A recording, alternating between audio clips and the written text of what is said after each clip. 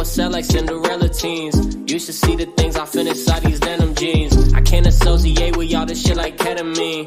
Been on one, been on two, been on everything. Bitch, I'm with my gang, with my squad, what the fuck you want? Soapy rolling gas, I can't hang, bitch, I'm fucking gone. I got people down from the jump, better know your bonds. I got people just tuning in, and the love is strong. Damn, they gon' want a piece when you got it like that. Like Jake said, we gon' spend it, get it right back. Stack that internet money till the site crash. They on IG tryna get a like back. See, they don't talk that talk, they just type fast. Yeah, we real life, cool, it's really like that. I might roll an eighth inside the blunt, that's a nightcap. Like where my lighter at, boy, I got a flight to catch. Through these ups and these downs, with a guy and a dead thing changed. Don't forget where that sauce came from, best remember my name. You take L's ain't once in a while, gotta charge to the game. You gotta charge it to the game. Yeah, yeah. Through these ups and these downs, swear to God, ain't a dead thing changed. Don't forget where that sauce came from, best remember my name. Ooh. I'm just trying to make my bread and feed the fam. These fuckboys need to grow up like Peter Pan. Sometimes I get so high, I never land. Ain't no need to overthink it, I already understand. They be plotting on my downfall and need another plan. But we welcome all that hating, I'm like, thank you, come again. Made a stack off the game and gave 100 to my man. I don't owe no money to him, I just did it cause I can. Yeah, round shit.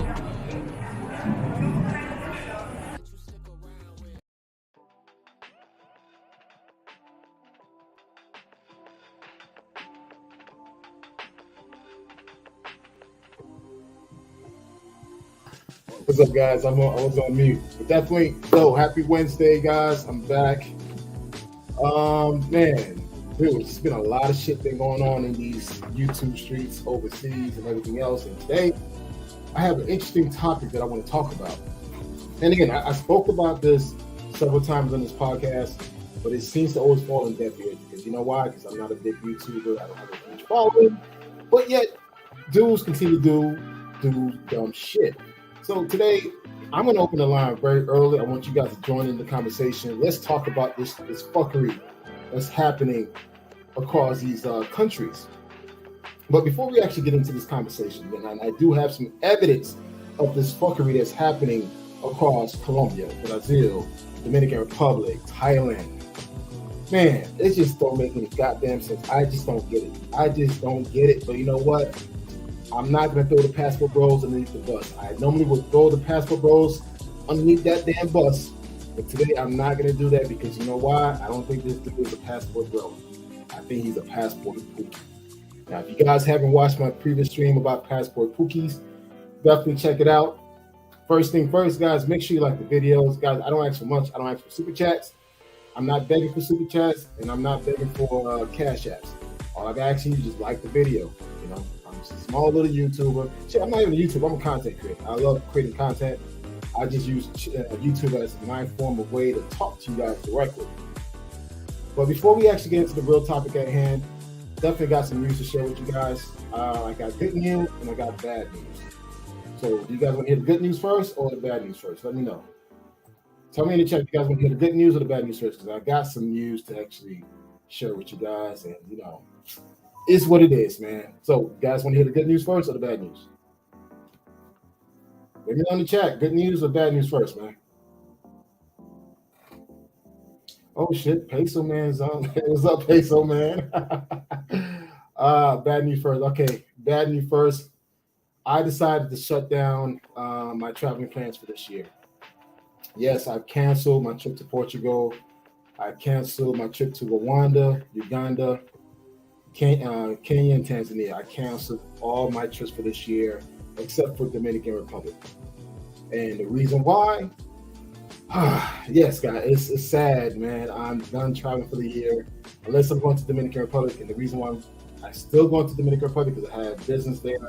I have invested interests out there, so that's the only place I'm going this year. But for my remaining trips, such as Portugal, Rwanda, Uganda, Kenya, Tanzania, it's all canceled. And the reason why I decided to focus on my business and focus on my self-development. So instead of using the money that I was going to use for traveling plans, I'm putting it into conferences. I'm putting it into like mind groups. This year I'm doing 4 conferences, man. And if you guys ever done a conference, these conferences are expensive. I'm actually doing a local conference here in Atlanta, which costs about $1,000. So I'm doing that. I'm also doing 2 other conferences in Vegas and some other places. So yes, the money that I was going to use for my traveling, overseas traveling, having a great time and creating content for you guys, is now focusing on building myself, building my business. And next couple of years, I just really want to be out there making 7 figures, man. I'm kind of committed to that goal. And in order to make money, you got to spend money. So I'm spending money on self-development and just crafting my skills, getting better at it. Again, I'm already making 6 figures. Like, that's not good enough for me. I want to make 7 figures. So all my travels are done for this year except for Dominican Republic. So if you are in Dominican Republic, I'll be out there next week. Hit me up, man. I'll be out in Cabarete area, the northern zone, Puerto Plata, Sosúa area. Hit me up. But yes, I canceled all my remaining trips. And I'll be going to do a lot of stateside activity, a lot of conferences, a lot of brainstorming groups. I'm paying for that shit now. It's like, now, in order for me to get to that next level professionally, socially, and all aspect, I got to put the money into myself. So no more traveling except for Dominican Republic, and just a lot of conferences. So I'm actually attending Black Tech, Afro Tech, and I'm attending a digital marketing summit, small business summit, and other like networking opportunities. So that's the bad news, guys. The good news is I got my glasses. Yeah, I know it's not a lot, but my ass can see now. As you guys know, I left my glasses back in Miami, and I've been operating for over a month without glasses. So now my sister decided to send it to me. I have my glasses. That's good news. And 2, just in case you guys don't know, I'm a huge fan of Invicta watches. I've been wearing Invicta watches for over 25 years, and I recently got my first new batch of watches, and this will be my official summer watch. Yeah, this is a bad boy. It's a 48-inch.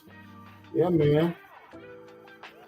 Yeah, I'm a huge Invicta watches, man. If you guys into Invicta, though, I've been doing Invicta for over 25 years. I started in college, and I never stopped, man. That's all I wear. I don't need to wear fucking all these high-end watches, man. I buy everything at Invicta. I try to get these suckers at a discount price. So this is my new summer watch. So I can't wait to sport these for these summer day parties here in Atlanta. And probably wear this in Dominican Republic as well. So yeah, that's my good news, man. I got the watch and got my glasses. The bad news is that I won't be traveling as much. But anyways, let's start to the topic at hand, man. The topic is fucking. Man, I can't. I just don't understand. I just don't understand some of you brothers, man. I just don't understand how the hell you go to these countries and act like a damn fool. Like, really. And guys, I have the proof, and I got the backstory behind this. Yes, Mr. Pacer, man, I'm glad you're actually watching this show. Thank you, Mr. Pacer, man, for giving me your attention. I really, really appreciate that. Anyway, hey, guys, if you guys want to go in, Mr. Pacer, man, you're more than happy to go on. more than happy to actually do that. But definitely, man, let's just go ahead and jump into this conversation. Oh, by the way, Mr. Pacer, man, yeah, I'm not donating shit to you, bro. I know you constantly begging for cash apps and for your live stream, bro. Get a job, man. Get a fucking job, bro.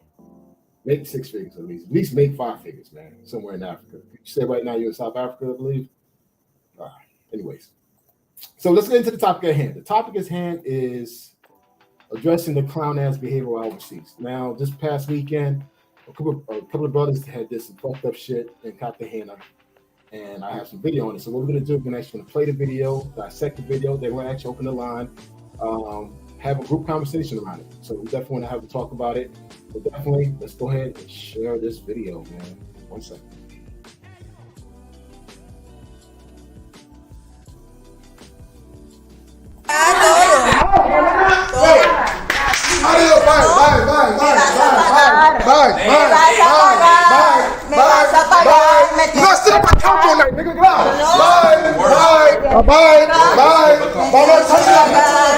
Me tienes que pagar, me tienes que pagar, me tienes que pagar.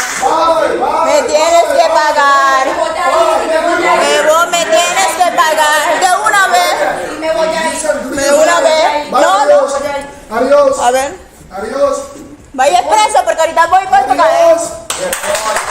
Adiós. Bueno, sí, Adiós. Adiós. Adiós. Adiós. Bye. Bye, my nigga. Bye. Are you still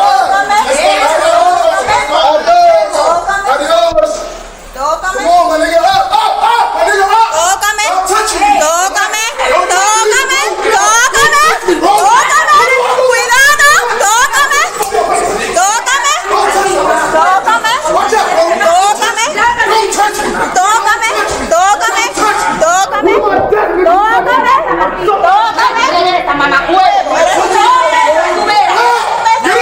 Listen. What about that guy? Don't want to end up in a Mexican jail. Tú eres un ladrón. Sabes que eres un ladrón. Sabes que eres un ladrón. It's not that important. Pégame si tú. It's not that important. Your life is worth more, bro. Don't do it. Tú que me pagas. Mira lo que me hizo, mira. Me pagas. Me pagas. Ana. Me paga, hermana. Ahora me No, paga. Ana, yo si soy la llamada de policía. Ooh. Man. Wow. I kind of got some back end story behind all this fuckery that went down. Basically, it was just due to yeah, guys. I definitely want to take the time to really dissect this video. I was actually exposed to this video by Razor Ray. If you guys have not subscribed to Razor Ray channel, make sure to check him out. That's my boy. He was the first one to break this out to the public, and I found the original video. So guys, if you have not subscribed to Razor Ray, definitely check him out. He's the go-to guy. He's very hilarious with his live streams. He definitely tends to go in on Peso Man. So I think that's his arch enemy. But Razor Man is a guy. He stayed in the news of what goes on in Colombia, and he was the first one to break this video out. I was able to find the original content and actually do this live stream. So yeah, guys. So let's take a minute to really dissect this video because there's a lot going on in this. First. Adiós, bye.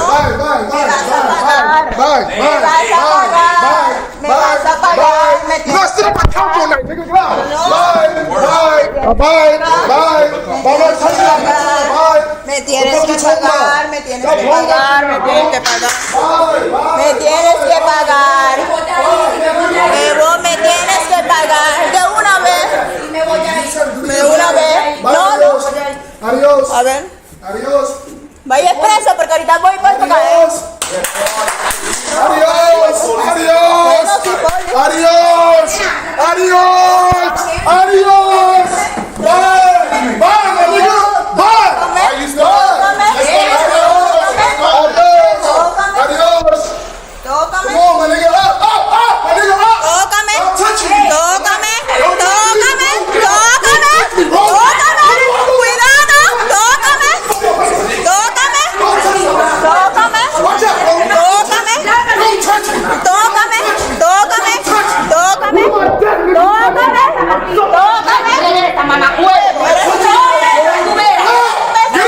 Listen. What about that guy? Don't want to end up in a Mexican jail. Tú eres un ladrón. Sabes que eres un ladrón. Sabes que eres un ladrón. It's not that important. Pégame si tú. It's not that important. Your life is worth more, bro. Don't do it. Tú que me pagas. Mira lo que me hizo, mira. Me pagas. Me pagas. Ana. Me paga, hermana. Ahora me No, paga. Ana, yo si soy la llamada de policía. Yeah, so let's talk about this, man. First of all, this is Cartagena, Colombia. I know the guy referenced Mexican jail. Maybe he was just kind of caught up in the moment and completely forgot where he was. But yeah, it's Colombia. He doesn't want to go to Colombian jail, not Mexican jail. So clarification there. Also, too, this video was taking place this past weekend, and this video is being floated all around Instagram, WhatsApp groups, now YouTube. So I'm not the only one that's showing this video. There's going to be multiple more YouTubers talking about this as a case study. Guys, this is a case study of what not to do while you're overseas. Now, granted, I have a great friend, a well-known traveler who actually knows the person who recorded the video, and he actually knows the girl. And he kind of gave me the rundown what really went down. And basically, it was all because of money. Yes, money. And more than likely, probably an overcharge of $20 to $40, most cases. So this guy tends to just lose his mind, and it seems like he's about to hit the woman several times. He literally got into her face, which is a big no-no in another country. But he felt the need like he could, do whatever he can in another country versus what he does in the States. And he actually put an update on his Instagram feed where he says he paid the police over $1,000 not to go to jail. That's why he loves this country. Because in the United States, you cannot pay the police off to avoid any situation. So in Colombia, you probably can. But guess what, guys? Look, this could have easily gone left real fast. She could have easily called her brothers, her cousins, her friends who are about that life. And that's the thing about you Americans, man. You guys think that we're the only tough people around the world. Dude, I'm from Haiti. You guys see what's going on in Haiti. They're literally chopping people while they're alive. They're not going to shoot you from a distance. They're going to literally grab you, chop you up while you're still breathing, and burn you while you still there bleeding to death. People act differently in other countries, man. You don't know how she was going to respond to you by you jumping in her face and seem like you're about to hit her, and you risk your chance of going to jail and your friends going to jail. Guys, that's why you have to be extremely mindful who the fuck you travel with. Because again, I need to know what's your temperament. If things were to go down, are you tend to be flustered and just go off the wall, or are you going to use common sense and just like, hey, let it fly? Because you know what? You need to get back home. You guys seem to forget that you need to come back fucking home. You don't live in that country. You're there for 2 or 3 days a week top, party, and come back home safely. You don't want to come back. You don't want to be stuck in another country prison for doing something stupid, or you don't want to come back in a body bag because she chose, you know what? I got something for you. And guess what, guys? A lot of these girls do carry knives with them. Don't ever get it twisted, man. A lot of these women carry weapons to protect themselves from guys like them. So again, normally I would throw the passport bros underneath the bus, but you guys, this is not a passport bro. He's probably a passport poopy. This is probably his first time traveling like that, for him to react the way he did, and it was all because of money. Whatever arrangement that they made beforehand was not the case, and it was time to pay up. He felt disrespected or felt betrayed. Therefore, he felt the need to actually, berate himself the way he did. And I feel sorry for his friends because now his friends are famous because of him. And that's why, guys, I always ask you, be mindful who you're traveling with. I understand you guys want to go out and kick it. Look, I've been going to Colombia since 2015.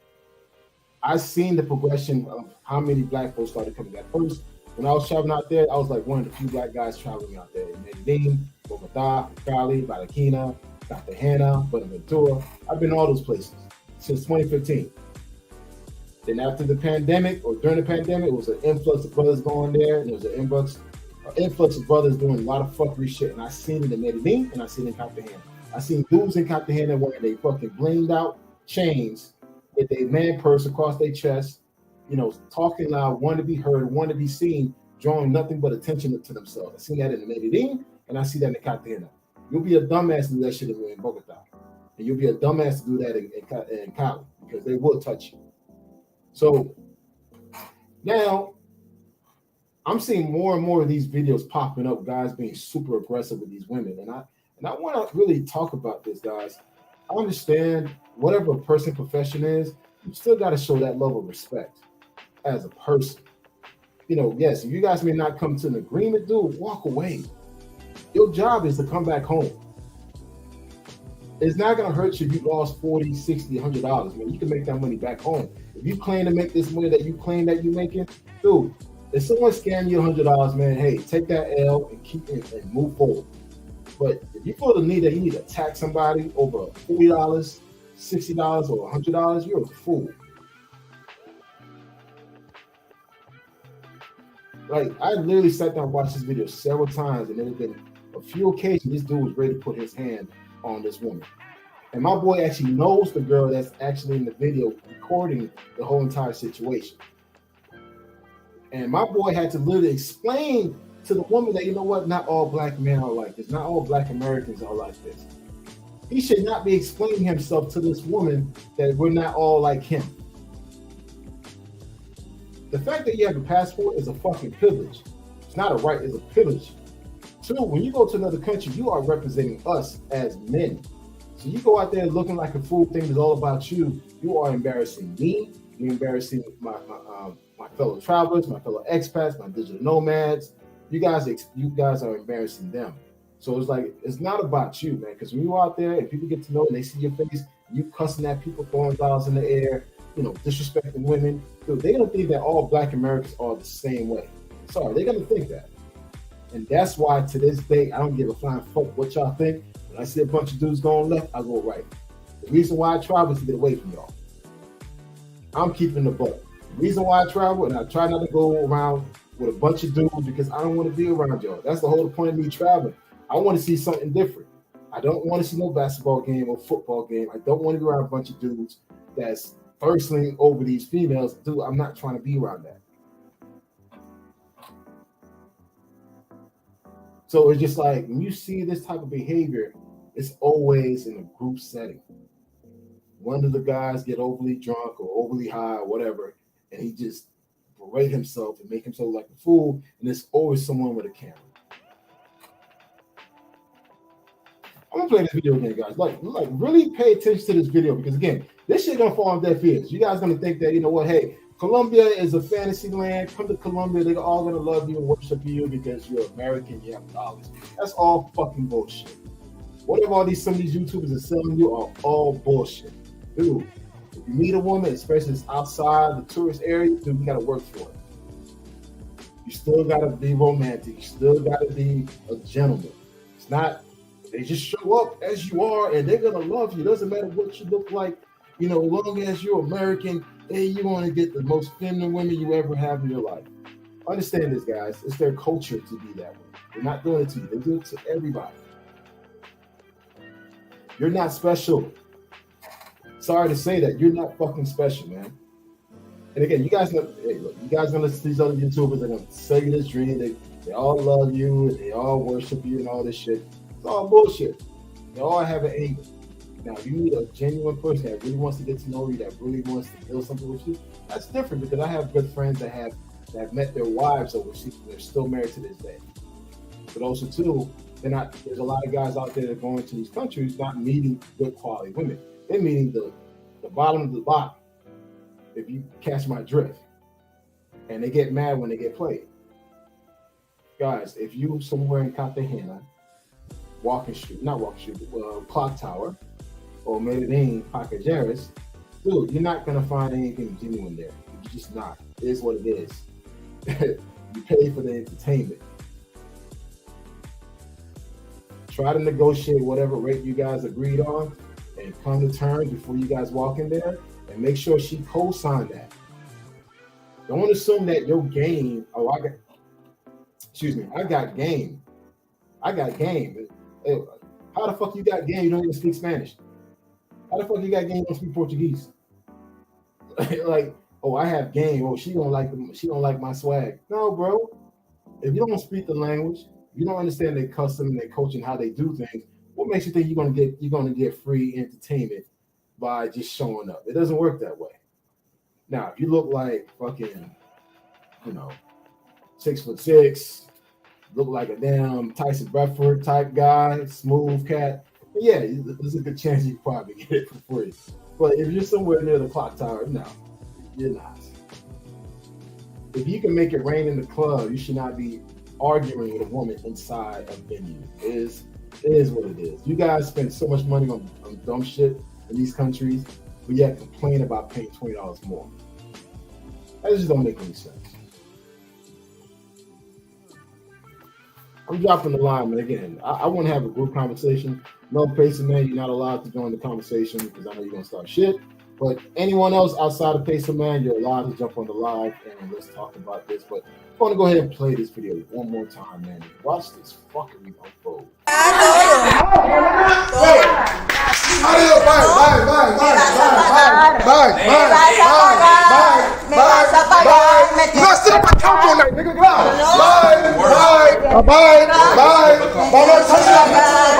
Me tienes que pagar, me tienes que pagar, me tienes que pagar. Me tienes que pagar. Vos me tienes que pagar. De una vez. De una vez. No. Adiós. A ver. Adiós. Vaya expreso porque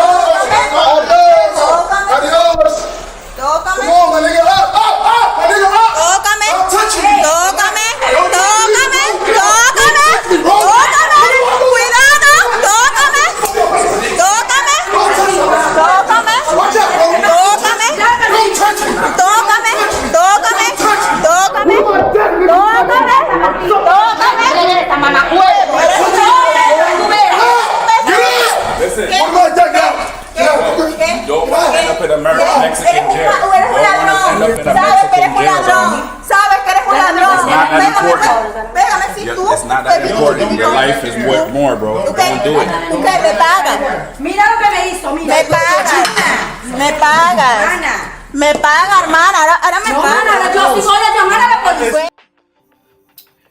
Yeah, it's a lot, man. It's a lot, and it's just kind of sad that these brothers went to Cartagena to experience this, and it's sad that they have to really hold this man back, because if they didn't hold this man back, he probably would have gone to prison.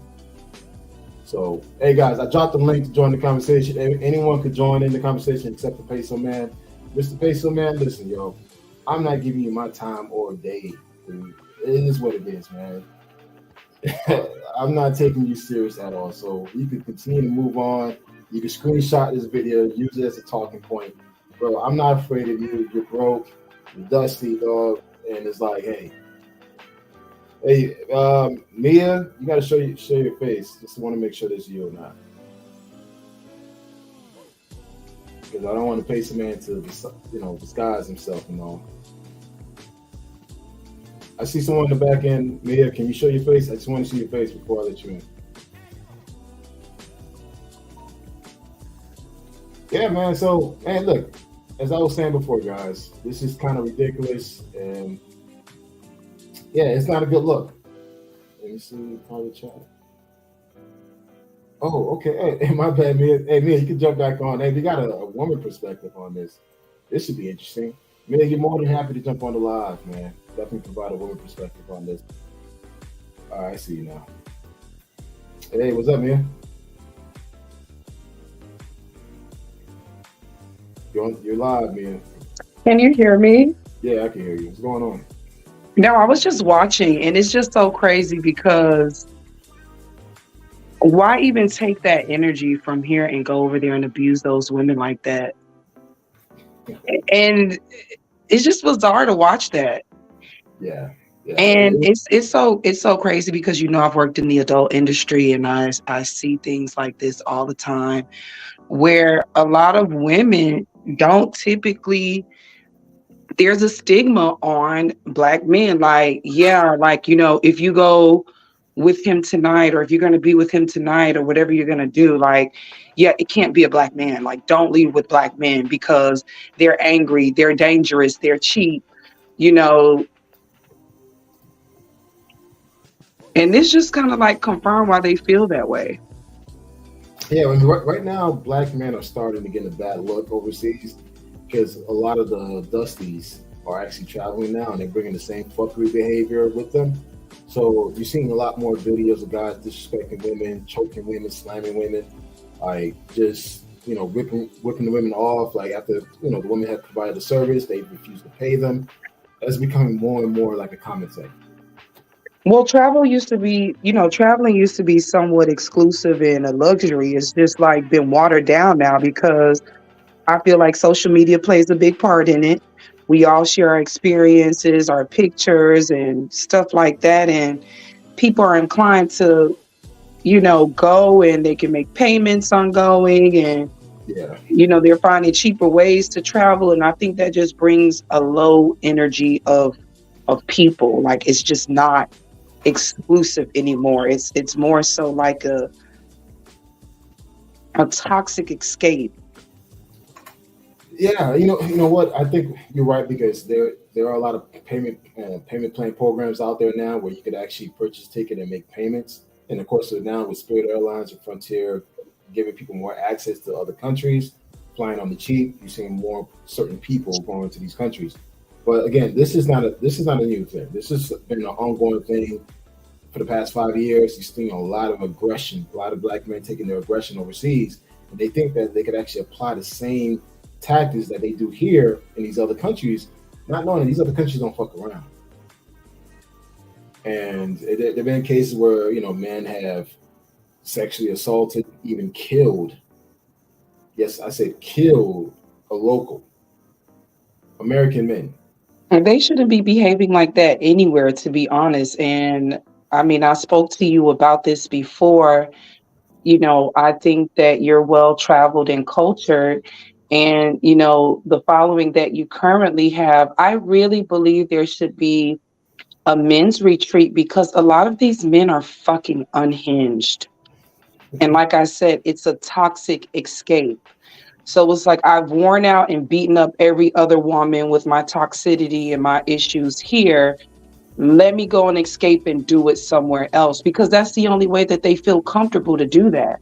And once they lose their fucking minds, they don't even realize that they're in another country and jail isn't going to be the same as it is here, where you're going to bond out and get out. Like you're risking your life. Her brother could come pull up on you and kill you. Her daddy, or, you don't know what type of relationship status these, women have. What if her husband knows she out doing that and the husband come and kill you or whatever the case may be? Yeah, and that's the thing. It's like a lot of guys, they go there, and it's always with the younger guys because keep in mind, traveling always meant for older men, older, well-established black men or whatever race of man travel because they had the means and the time to actually do that. But now with social media, as you mentioned before, and now with quick, easy payments and Spirit Airlines and Frontier, a lot of younger guys are now getting into the mix. But the thing is, they don't understand the environment that they're getting that they're getting themselves into. And now with everyone taking out their phones out to record everything, dude, this shit could get real nasty really, really fast. And trust me, this is one video that I've seen worse. I've seen videos where dudes from the state literally choke slam another girl. I just felt her energy just standing there like. She was scared, but at the same time, she was scared. Yeah. At the same time, she wanted to stand her ground, which I understand. But this was all over less than $40, and it's just like, guys. Yeah, well, when you get a payment plan for Afterpay or Klarna where you can travel, you don't give a shit because you're paying $74 every 2 weeks. Yeah, but you know what? This is based off of an agreement that they thought they agreed on, and she switched up, so he felt the need not to, compensate. And it's just like now he's telling them, oh, get out. But it's like, bro, it's not worth getting the police involved. And also what he did, he actually put an update on his Instagram feed saying that, I had to pay a cop a grip. A grip is pretty much $1,000. And it's just like, bro, so you rather not pay the woman. Yeah, $20-$40. Yeah, because they hate women. They really hate women. I'm telling you this. Listen to me. He really hates women because extra is extra. You get what I'm saying? Whatever happened, whatever transpired, nobody was really there to know what happened. I'm a woman and I know how these things pan out when men don't want to pay. So let me ask you this, because you mentioned that you've been in the adult industry. Describe a scenario where someone actually went through that here in the States and how it turned out. It pretty much turns out the same way. A lot of women don't really say anything or speak out because the level of work. And, sadly, when the police show up or you call for help, you're kind of looked at as a person of less than, like, you're just shit out of luck. Yeah.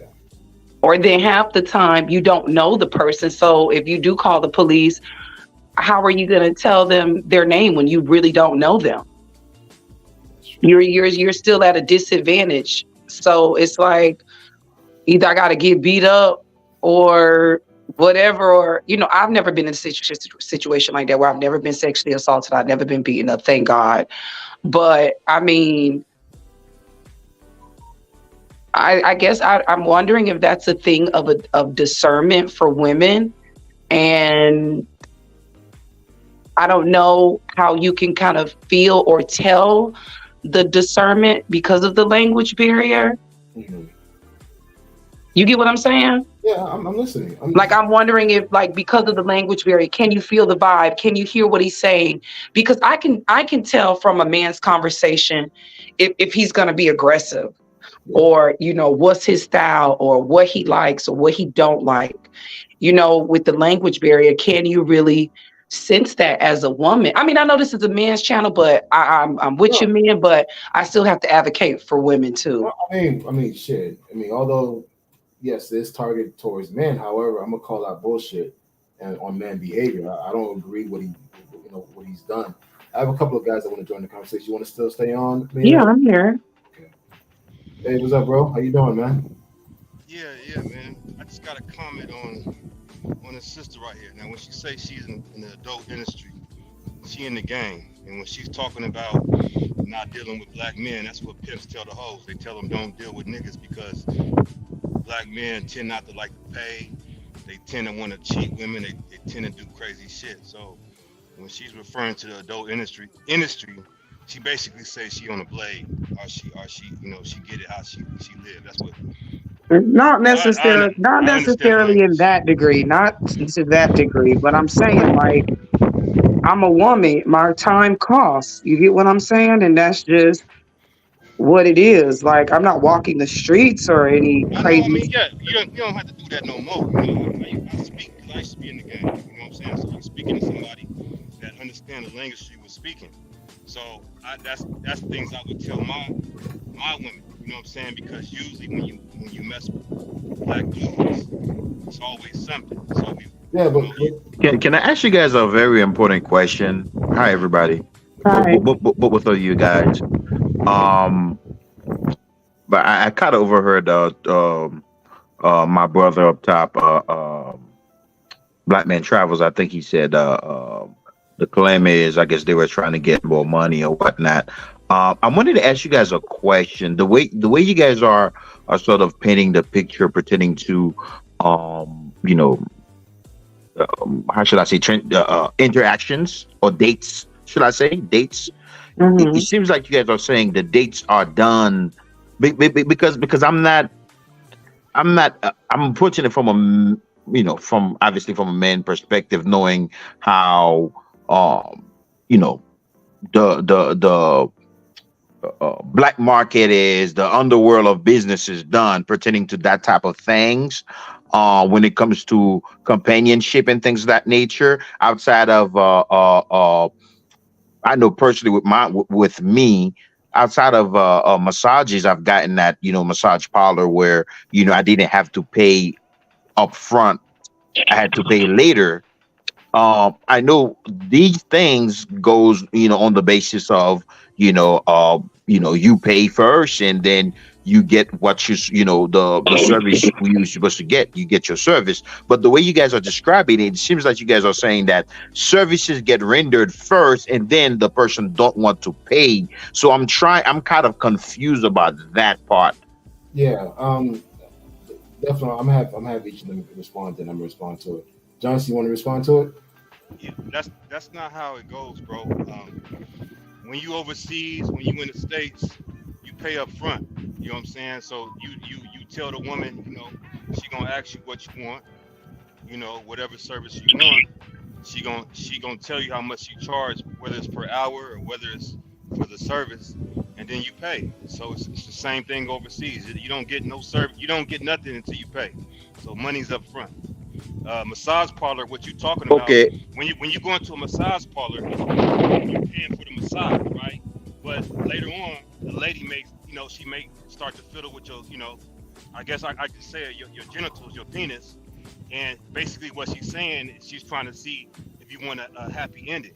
So you pay for the happy ending, but you're paying for the massage itself up front, and then So the additional things at the end, what they call the happy ending, is what you're paying for. yeah, That's the it's not. additional. I'm sorry. I wasn't really trying to go into the massage thingy, but I think you kind of answered the question. But I'm still confused because Well, you okay, said money. You get I got paid. you. The person get paid first. You Can pay All I up mean? front. You pay up front. Whether you go to a house, a brothel, you paying up front. Whatever No, whatever it ex. doesn't. It doesn't work that way overseas. I mean, Oh no, other bro, guys. bro, Canal. I've been to Colombia. I've been to Brazil. I've been all these places. What I'm saying is, you usually, whether you find a woman in the park, hilarious, whether you go to a house, a casa, you paying at the door. You're not. No, but the thing is, we're not talking about that. We're talking about just arrangements. Like, you meet a girl, she's there to entertain you. That's different from going to an established venue. That's completely different. I think, yeah, I think, but what he was asking is when you paying for that I particular. think, Now, if you meet a girl online, yeah, if like let's say you go on Tinder and you meet a girl off Tinder, she usually when you swipe right or whatever, she's gonna tell you right then and there. Usually sometimes they don't, but 9 times out of 10, they're gonna tell you right then and there. Yeah, but what's the deal? But the thing is, he's not talking about that. He's talking about something completely different. Damn, I wanted Mia to chime in. Fuck, she dropped off. Well, here's the thing. I would love to hear what the sister have to say. Yeah, man. Go ahead. Okay, I'm gonna see. Yeah, hold up. No excuse, jump in. Hey, no excuse. What's up? Going on, man? What's your take on the topic? What's good, man? Can you hear me, go okay? Yeah, I can hear you. Yeah, I kind of have a rebuttal on what the sister was kind of her perspective. So one, white dudes are cheap just like black dudes can be cheap. So the only difference is that when it comes to services, a lot of times the white guys don't demand or ask for much. Whether it's some black guys, they like to be a little rough, or somebody got wind in their background. Yeah, that's Johnson. Or it's an issue with a black man's penis size. So basically, women tend to not like to deal with black men because it's more work for them, not necessarily how they are being treated, because black men around the world have been viewed as being more caring, more gentle, because we are conditioned like that to the U.S. to be more catering to women. So we bring that overseas. So women like black men because we are not as hard on them as their men. So I just kind of wanted to debunk the idea of black men generally looking in a negative way. When it comes to pay for play, I think it's just in Thailand is an example as well, is that it's more work for the sex worker, so to speak. All right. I wanted to get back on the topic because Johnson's response was had nothing to do with what Mr. G wanted to hear. Here's the thing is, guys, when you're overseas, again, if you meet a girl on Tinder, let's speak that way. We're not talking about any venues that does those things. You met a girl on Latin Cupid or Dominican Cupid or whatever, or Tinder or Bumble. More than likely, there's a good possibility that this person may be an entertainer. And again, let's use certain keywords, right? Because we're all professional men here. And when you don't pay them up front. That never works that way. You actually meet, talk, and you kind of come into terms, okay, what you guys agreed on. And it normally works that way. That's how it works. Now the question is that depending on her behavior and her character, she could be a bona fide person where she wants to flip the script on you, and she knows she could get away with it. And most of the time when they do that, it's like a couple of dollars, guys. Let's just keep it real. I mean, compared to what the stuff that we pay for here in the States, as far as like going out, is costs 4 or 5 times more than what these other countries are promoting. So guys will bitch about $20, but yet you just bought a bottle at the club for $200 or $300. Right, because they don't have the money. They don't have the money, and that is the issue. Because if you had the money, giving the money, whether it's $20 or $30 or whatever the case may be, who cares? Why can't you contain yourself as a man? And that doesn't justify her playing games and upping her money or whatever the case may be. But if you got it, just give it and get rid of the problem. That's the whole point of it all. So yeah, you went and bought the bottle. But what's the intent behind getting the bottle and doing all of the flashy shit? Because they don't want to fucking pay. They want you to like them because they're cool, or they want you to like them because they look like the baller. They want the status. It's all egotistical. Can I add something real quick? I understand. Yeah, I understand what the sister's saying.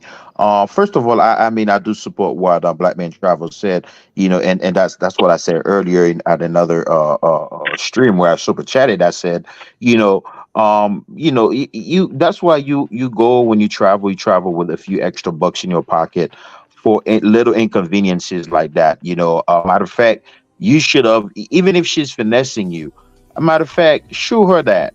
Get her a cab.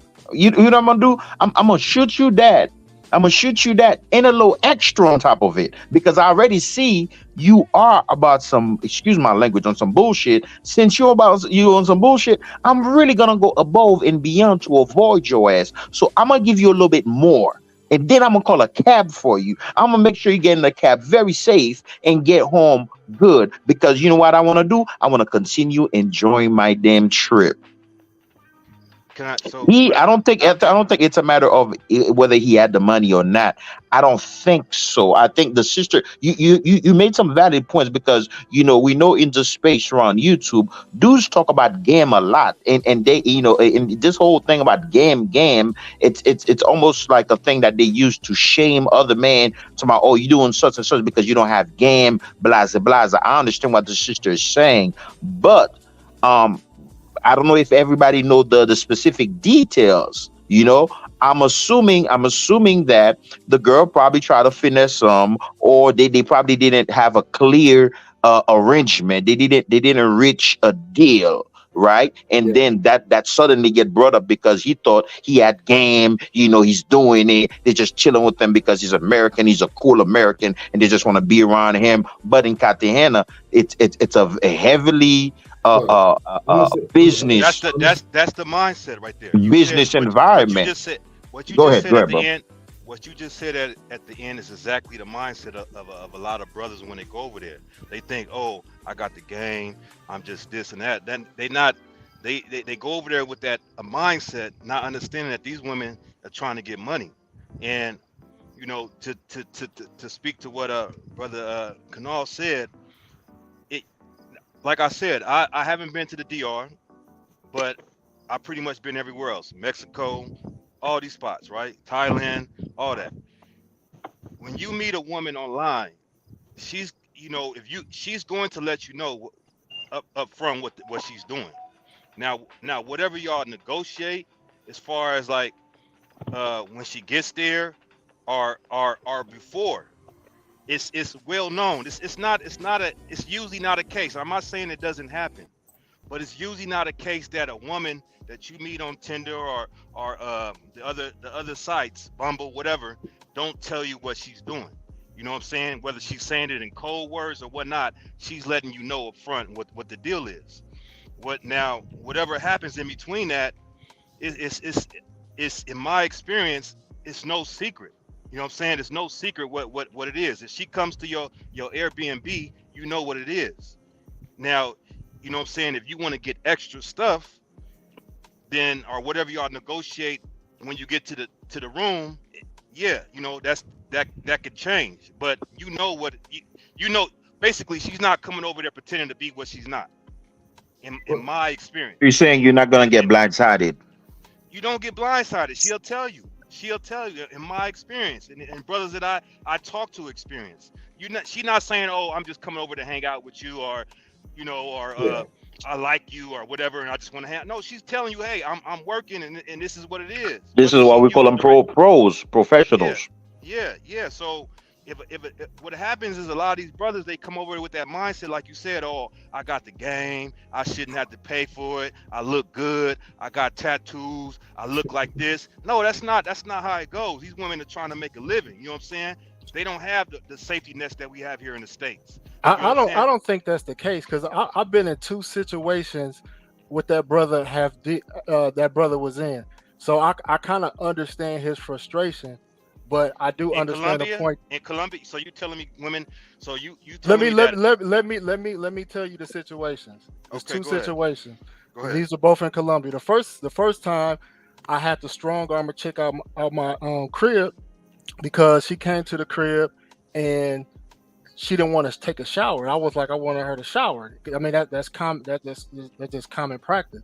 She didn't want to take a shower. She was like, but did you know? Okay, but the question that's not. But the thing is, did you know what she was doing?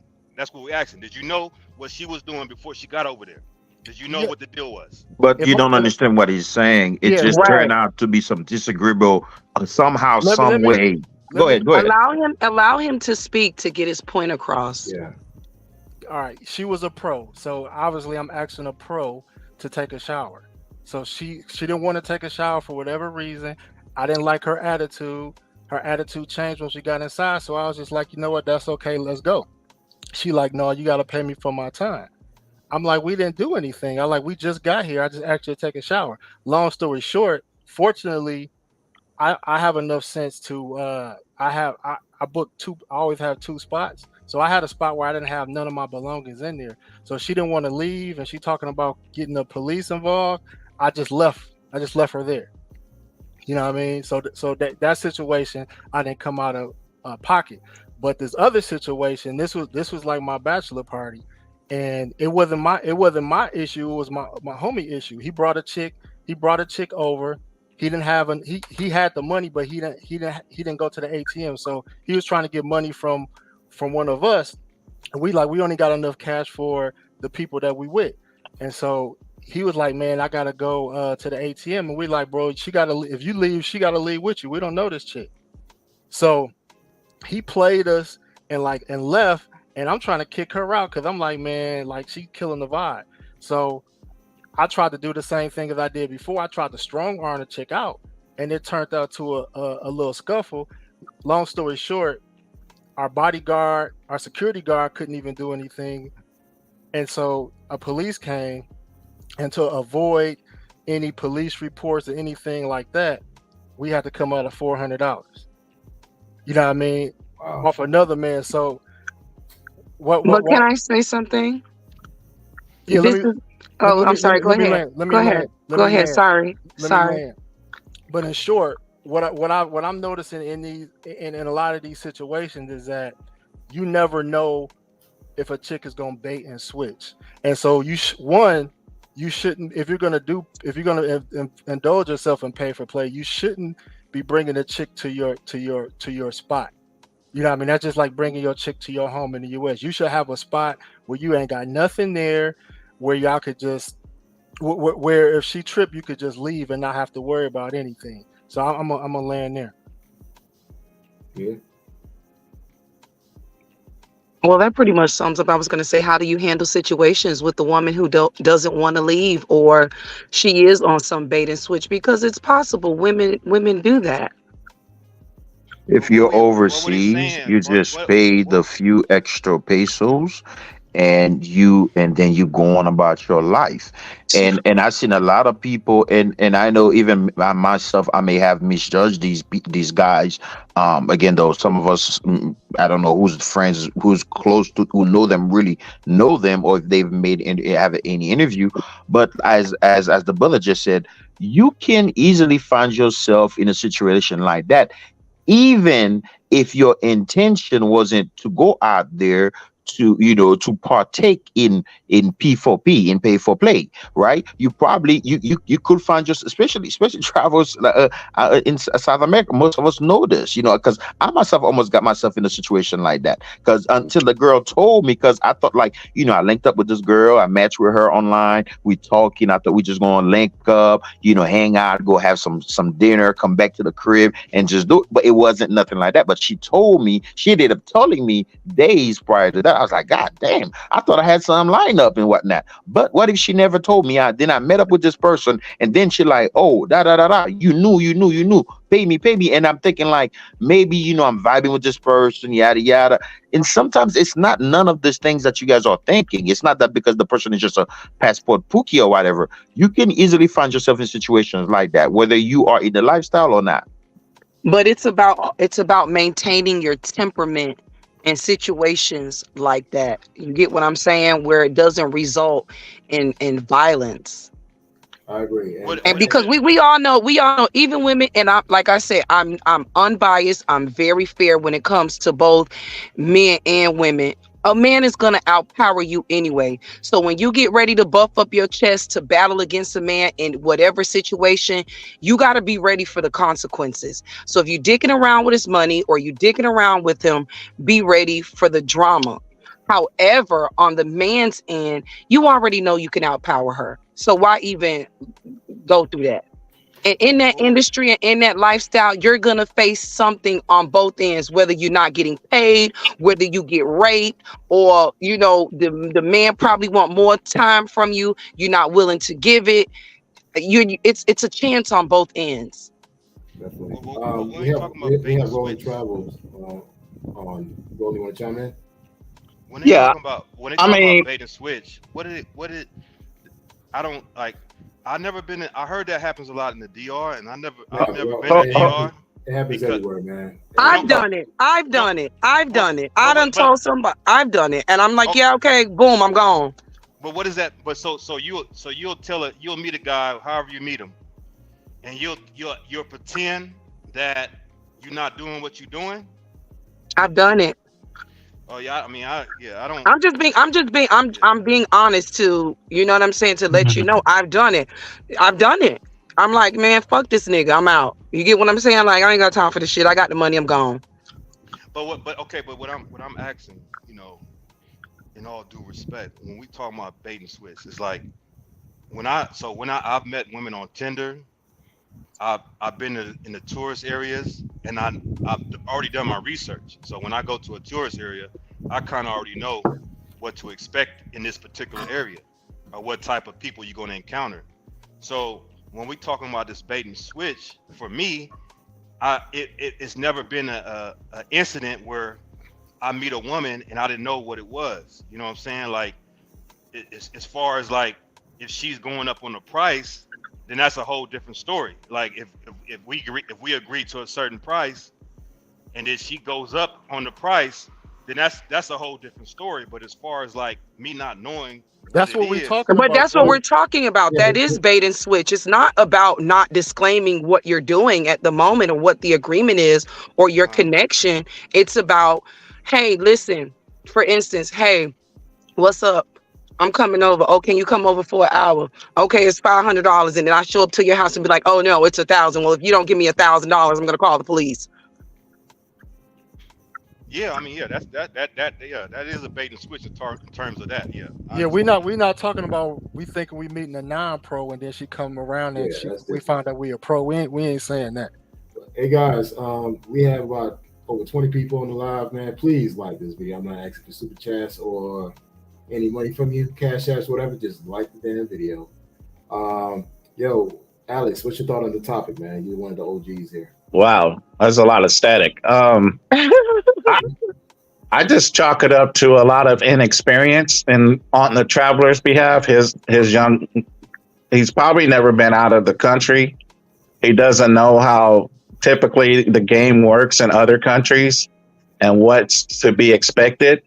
And because of his inexperience and his young way, he feels like if he bucks up that he could probably intimidate her to back down on the price, when at the end of the day, it is what it is for them, and you're either going to pay or go to jail.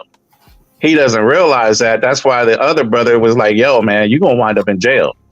This is not the way they play here. So right there, it showed that he was inexperienced. Plus, he was young. I mean, but still, it Facts, doesn't facts. really. We can't justify his behavior. That's my problem. It's like, dude, you kind of went in her face 3 times. Like he's ready to hit her. Because he was upset, and he's upset. It's his lack of knowledge on what he's. Everybody think you got a few dollars, and it's like, okay, I'm just gonna go buy some sex, and I'm gonna do what I need to do, take care of myself, and it's over. And it doesn't necessarily work that way all the time.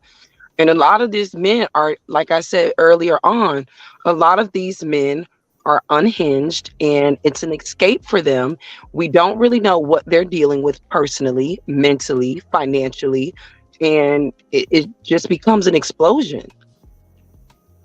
But at the same time, women can play off of that too.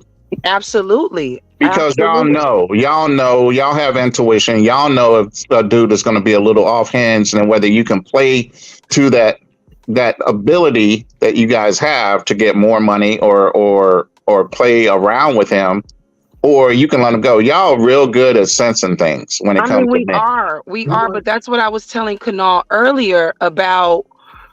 I don't know if it's the language barrier. It's about having discernment. Like you said, how can I play with him, or how much can I do, or, it all depends on the woman's intention when she's going there. But Exactly. with the lack of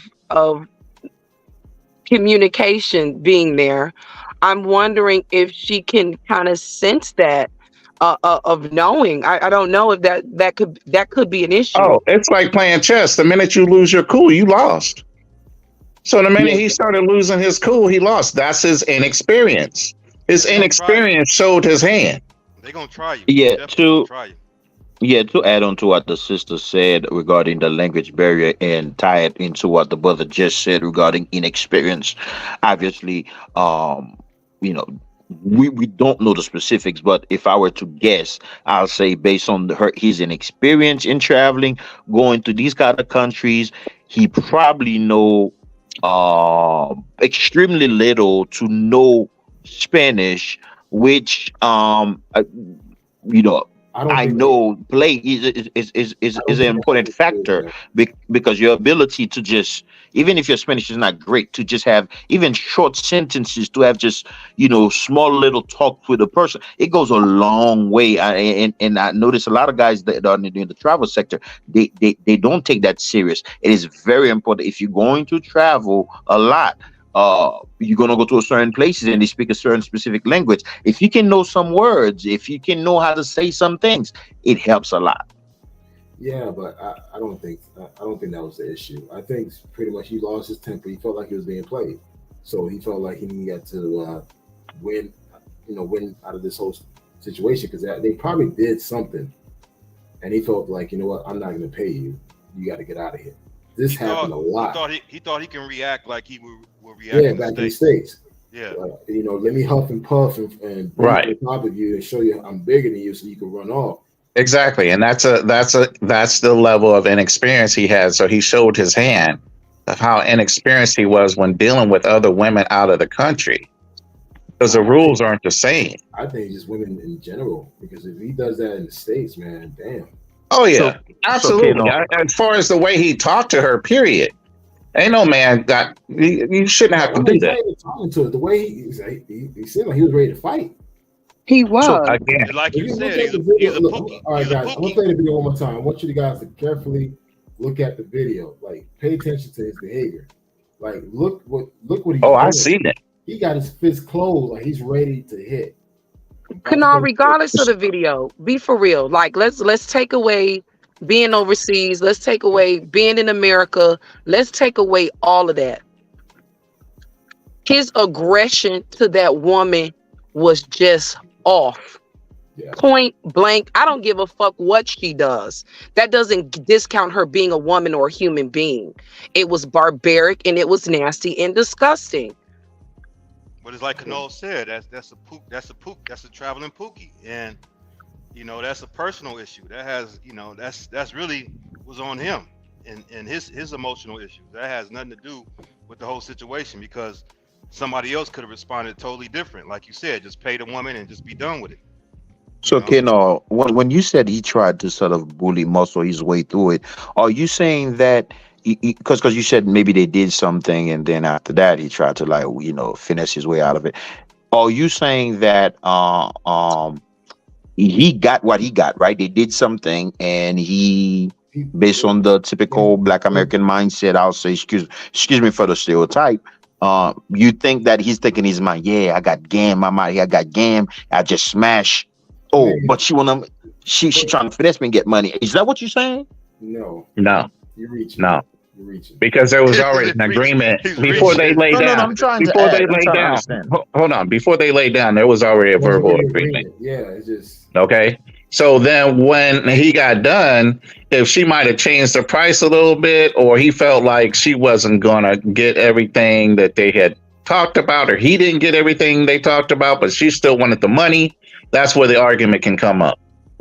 For me, I've never been like that. I remember my first time I had to learn this about Tijuana, but my first time I went to Tijuana, that kind of happened. You have the clubs, which is a little bit more expensive and more professional, and then you had the women on the streets that are more cheaper. And I remember my first time experiencing that. I had a woman, I paid her. I was trying to be cheap. I didn't know, I didn't have no experience. And I paid her, and I remember she was like, "Oh, you can't do it in this position." I'm like, "What do you mean I can't do it from the back?" And on top of that, she was trying to like dictate, not to get too graphic, but how I can hit it. And I'm like, I remember I was like, just like, you know what? I just like, forget this shit. You know what I'm saying? Would I pay like what, $40, what, $20, whatever? just F it. I just walked off. So I could have, I don't know, maybe it's just, just the individual, but I could have reacted like that, brother. Like, But again, oh, like fuck, no, you had fuck the that, fuck that. mindset. You had the mindset to just go ahead and take the L and walk away. Yeah, because I'm from this brother's ego. Listen. This brother's ego was so high, he couldn't have take the L. He didn't want to take the loss, and then he wanted to lose his mind in a whole nother fucking country where you don't want to be in a Colombian jail. Period. And wasn't even thinking straight. Yeah, he was emotional. Because that went into my mind. Like, I don't want to be in no fucking jail in Mexico. I didn't heard stories about it. I'm gonna play this video because we have some people that's joined on, so they probably haven't seen the video. I'm gonna play it so we can chime in on this whole thing. And definitely, I want to get. I have a question for you, Mia, about something. So definitely, let's hold on.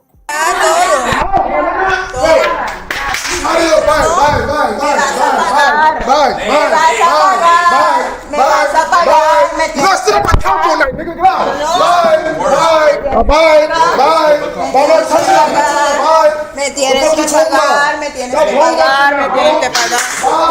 Me tienes que pagar. Vos me tienes que pagar de una vez.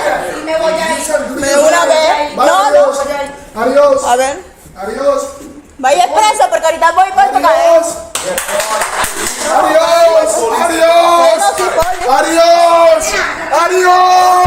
Adiós. Bye. Bye, my nigga. Bye. Are you still Adiós. Come on, my nigga. Up, my nigga, up. Tócame. Don't touch me. Tócame. Cuidado. Tócame. Watch out, bro. Don't touch me.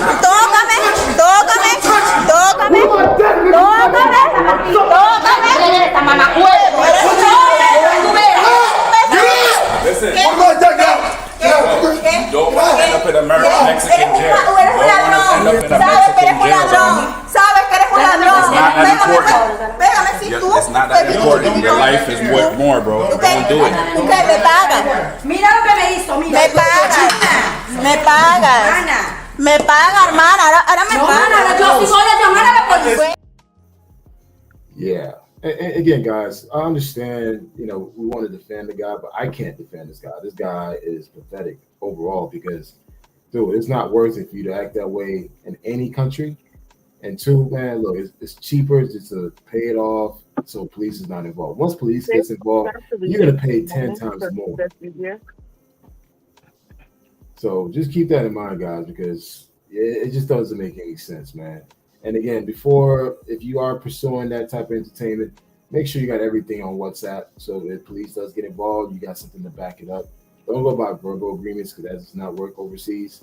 And man, it just don't call for it. I mean, Alex, what's your thought on the whole video situation? Like I said, I'm chalking it up to the young man's inexperience. He's taking over the mentality of being in America and dealing with a foreign woman.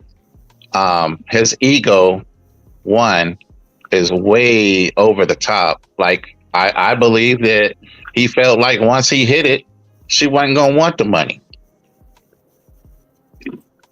You know what I mean? We all really know what we don't. Oh really no, know. we're all speculating at this point. You know what I'm saying? You can only look at a video. You don't know what happened before the video got turned on. I know. Yeah. Well, actually, I know. I got the inside scoop. And he said adios. He said adios. I'm not condoning his behavior. He's telling her bye, but He's I'm telling not everybody sure bye. There was at least 3 to 4 chicks in that apartment. So that's the other thing too. Okay, so these dudes have. Now I don't know how many dudes were there. Seems like there are 2 dudes.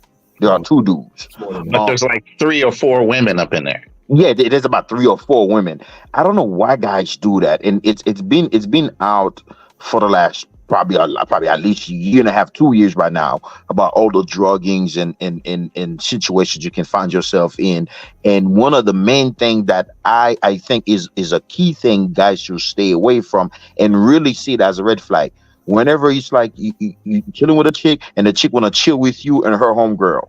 Like, it's just one of you. You can't. Why there's like 2 of y'all and like 3, 4 women.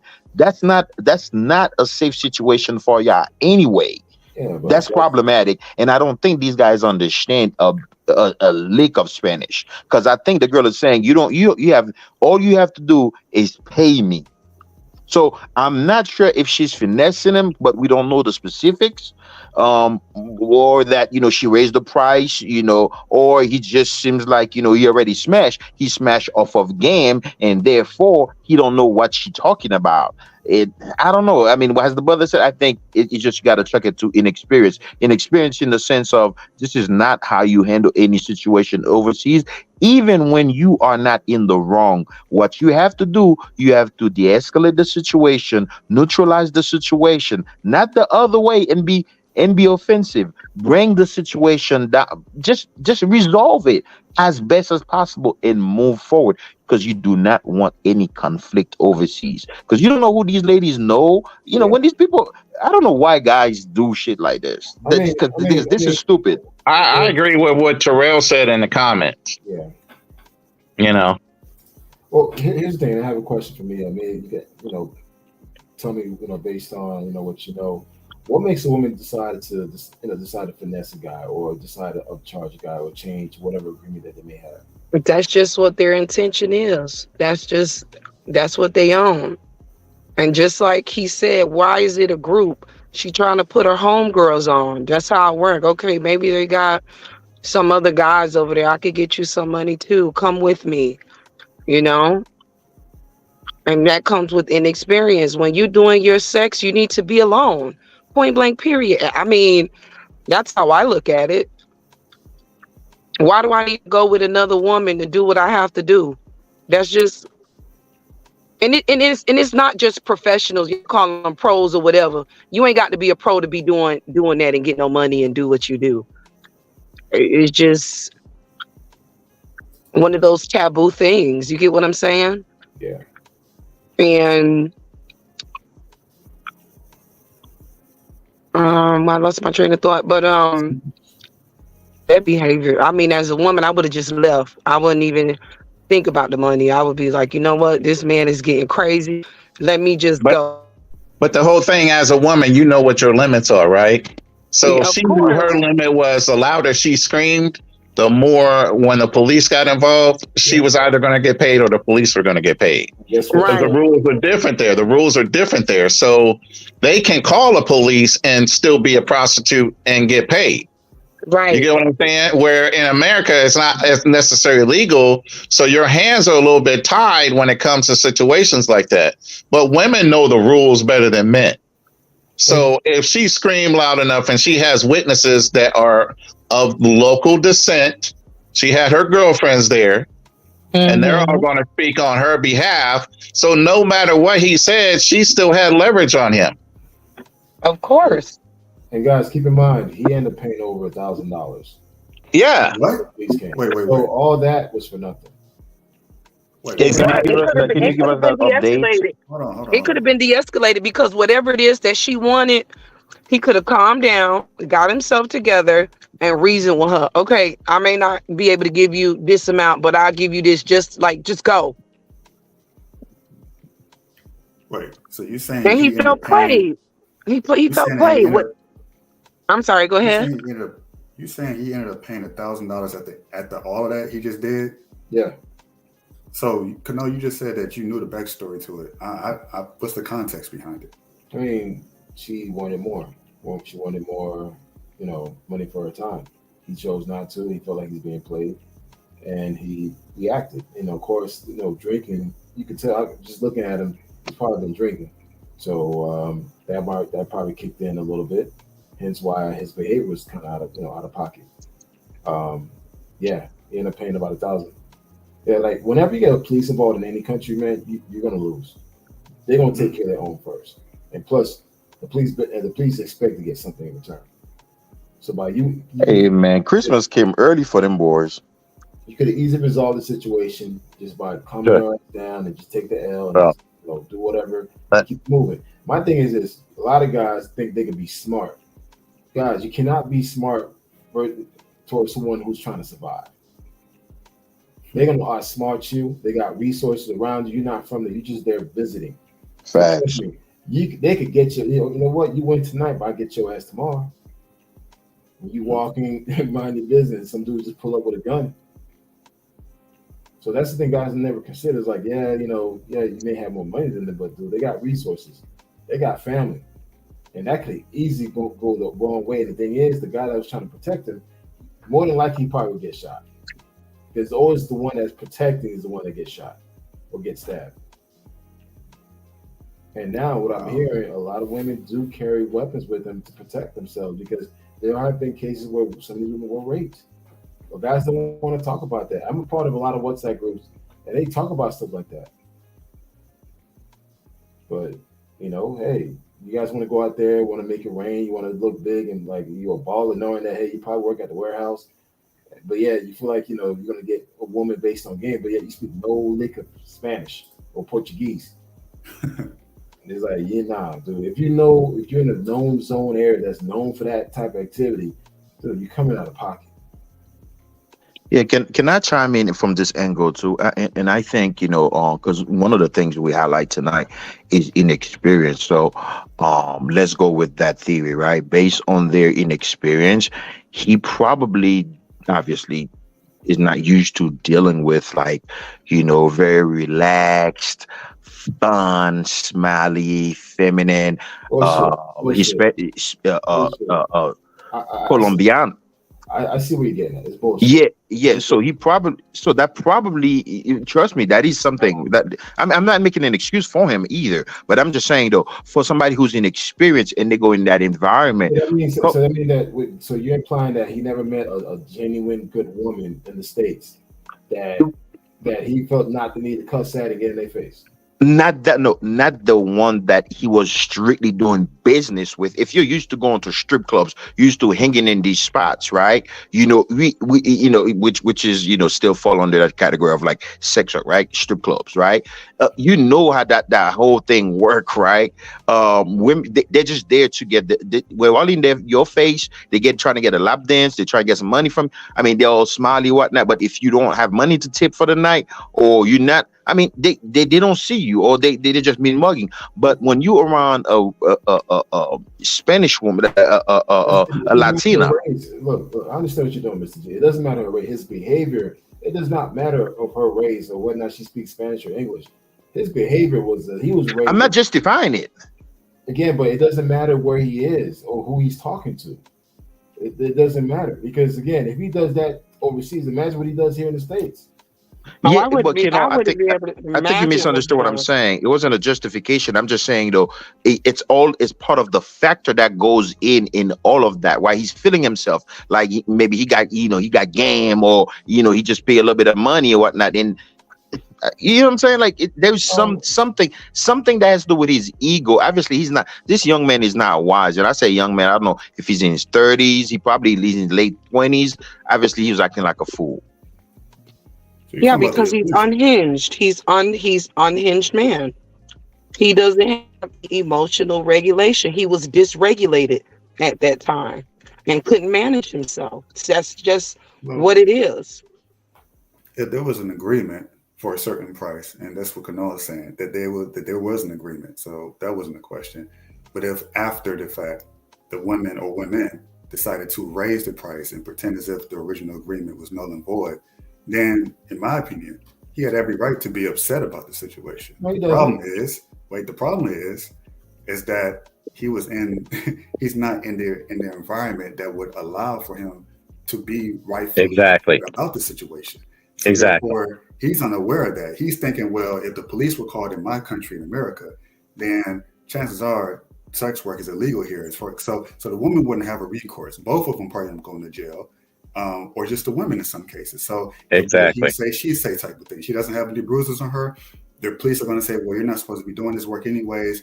You go to jail, both of y'all go to jail. So there would have been some sort of equal recourse between the two. But in a different country where he doesn't even speak the language, and the woman has all the leverage. She knows all the people. She knows the cops. She knows she has the community behind her back. She knows all the nooks and crannies of the neighborhood he's probably staying in. He has zero leverage in that situation. So even though he had a reason to be angry about having the rug pulled from under him at the last minute, he didn't have the luxury to be. I think that's the real. And again, that you chop that up to inexperience.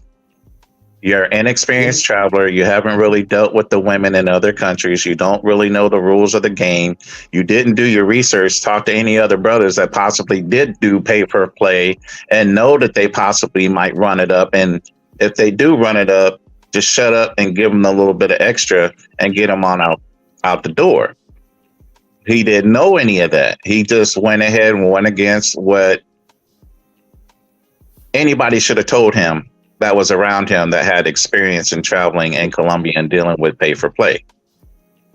That's an experience. So everything you said, I agree with, but it still comes down to his inexperience, his ego, and then his ability to handle his own emotions in a situation.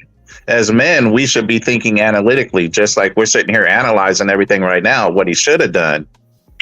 But it's only when you're in the heat of something going on, whether you're actually going to do that thing that you know you should be doing versus losing your fucking mind. Right. Which is very different from us analyzing his situation. Exactly. I could have done the same thing possibly. This is very common. I've seen this many times over the years. It's very common. And again, a lot of brothers go there with a chip on their shoulders thinking that they can use Exactly. it. And once they realize it doesn't work that way, they lose their mind. I've seen a lot of dumbass behavior overseas, and I just sit back and just like, you know what? I'm going to go right. They go left. And exactly. It is what it is, man. And I think what a lot of stuff with me says true, man. A lot of guys some of them hate women. I'm going to keep it a buck, man. A lot of men hate women. I've met them. And they hate that. In some cases, they have to pay, which some people have to. Some people, it's for fun. You get what I'm saying? Like, okay, this is what I'm doing today. This is the situation.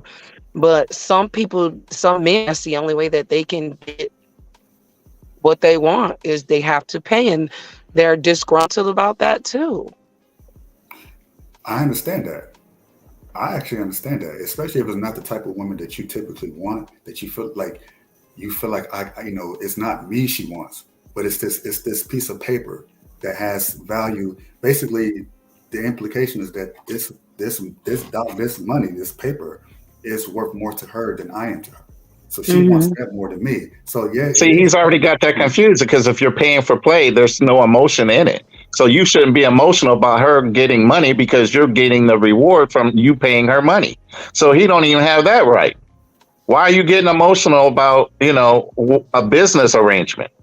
Because he's unhinged. Exactly. He's not thinking right. I think these people were drunk. I mean, there's probably not that much analysis that go into it. Even with me, I'm guilty of doing it too. I think niggas. Just to be honest, the niggas were drunk. And these chicks, they probably we don't know how much drink they had or whatnot. It seems like the other brother is he got stuff under control, but it's not because he probably is not drunk too, right? Because there's a certain shit. If you're wise and you have a certain level of experience, they will sober you quick, no matter how drunk you are. If I'm in a situation like that, I sober up quick. Yep. I sober up quick and I resolve the situation. I'm like, man, that's not right. Even if I'm in my Google Translator bag, I'm like, that's not right, but how much you want?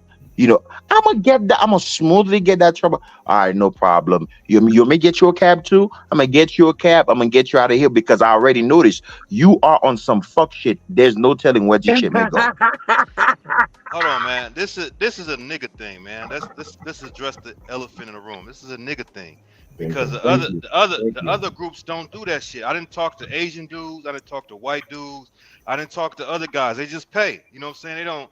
They don't have to try to spit the game. They know what it is. That's exactly what Kunal said. He had a chip on his shoulder. It's a nigga He's thing. seen it a lot of times. Guys go over there with a chip over their shoulder thinking they're slinging whatever, and it's going to be emotional for the woman once they get down with them, and they're not going to have to pay, and that's not the truth. It's a business arrangement. Keep it business. Listen, I worked as an exotic dancer for quite some time. And it happens. Oh. You got the guys with the Cuban links coming there. They all fresh and dressed up. You know, you walking around the club, doing your rounds, ask for dances, and they just think that they don't have to fucking do anything. Like, oh, well, give me your number. And I'm like, well, what the fuck am I giving you my number for when you haven't even given me no fucking money? Like, are you kidding me? Yeah, you were in a strip club trying to date the chick, and it's not that kind of thing. You get what I'm saying? You get what I'm saying. And then they mad at you because you over there with the other guy and you doing dancing and he's side-eyeing you the whole night like, damn, I want that shit, but he don't want to fucking pay. You know how dudes will go in a club and buy a girl a drink and then will sit there with that chick the whole freaking night. And the chick is like, yo, you just bought me one drink. We ain't in no relationship. That's her fault, because after a certain amount of time you need to get up and go. Like, you can't be in la la land when you're trying to make money. It just doesn't But work I'm that not way. even And saying a don't strip get me club. I'm wrong. talking about a regular club.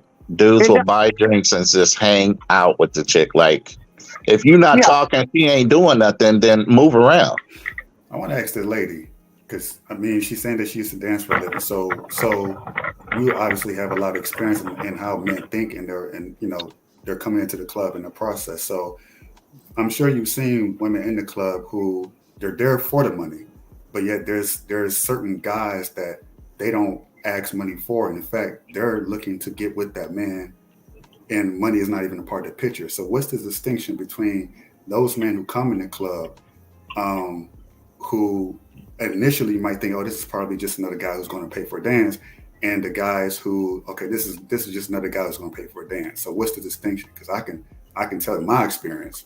I mean, when he becomes a regular, you get what I'm saying? So it's some guys that I've met, that I talk to, and they might buy a couple drinks and they might come again next week, and I might see them again and say, hey, whatever, that day he might be ready for me that day. I mean, there are some guys that I've dated outside of there. I don't know if you want to call it a professional relationship, but there's some of my regulars I've dated from there that I became very acquainted with and familiar with. I mean, it's always still about the money, and sadly it gets crazy because when you start seeing this person regularly, somebody's gonna get emotionally involved. You get what I'm saying? It's just exactly. And you it's can't always about the money, like she said. It's always about the money. So you're saying there was never a time? You're saying there was never a time where it was never, for you personally, that it was never about the money? Because I had a situation where, I mean, like I said, once somebody gets emotions involved, you get what I'm saying? Naturally, a woman wants to be provided for, and we want security. Right. If a woman has security and safety and she's being provided for, I can guarantee you 100% she would not be doing that. That's just you gotta look at it like this, bro. You going into a club, a strip club, you already proceed as a certain way. Now, if you meet this woman that happens to work at a strip club outside of that, that's a different case. But if you're going into a strip club where she works, where she makes her money, yeah, even if she does get with you, it's gonna be on some type of sugar daddy type of thing where she's not always, because you get acquainted with that person and you get to know them. It's not more so transactional at that point. Once you build a rapport with them, like you have friends, it's like this is there's no rapport. I'm talking about like the guy who comes in. I'm not talking about the regulars. I'm talking about the guy who comes in that makes you or the other women who are dancing go, forget the money. I just want that man. Like that's not reality because you that's not reality because you know he there for sex. You know he there for sex. It's adult entertainment. I've never laid eyes on the man. I mean, I have. Let me stop. I have laid eyes like, damn, he is fine as fuck. Like, damn, this man looks good. He smells good. I would like to get to know him. But that's in that place and in that particular time, I can't think about liking him. I got to think about when my fucking rent is due and that I got on makeup and I got hair and I got nails and I got perfume and I got all these things I got to do to take care of myself to give myself. Guys, I think you're missing maybe one angle here, and that is look at how travel has been promoted over the last few years, and the type of travelers that are going overseas now, as compared to when some of you guys started traveling. It's more of a low-hanging fruit, low-barrel type dude. And you got to look at how some of these Facebook groups have been advertising, man. Travel is like, oh, just come over here. You're going to get a traditional feminine woman. And these brothers are coming over here with all these high expectations, like the women are just going to bow to them. But I'm like, a lot of these chicks over there, man, they're just fucking with you for money, man. It's survival thing, you know? And I think when those two kind of trains collide with reality, you know, reality versus the fantasy, I think some brothers just ape out, man. They can't handle it, you know. But that go back to the late great Charles Tyler, man. Even when Charles Tyler, and I, you know, rest in peace to Charles Tyler, I met the brother. You know, I went to his first beach party. I mean, even them, when he was making his videos, he was promoting that. You know what I'm saying? He was promoting, come over here and you're gonna find, and that was like what, almost 10 years ago.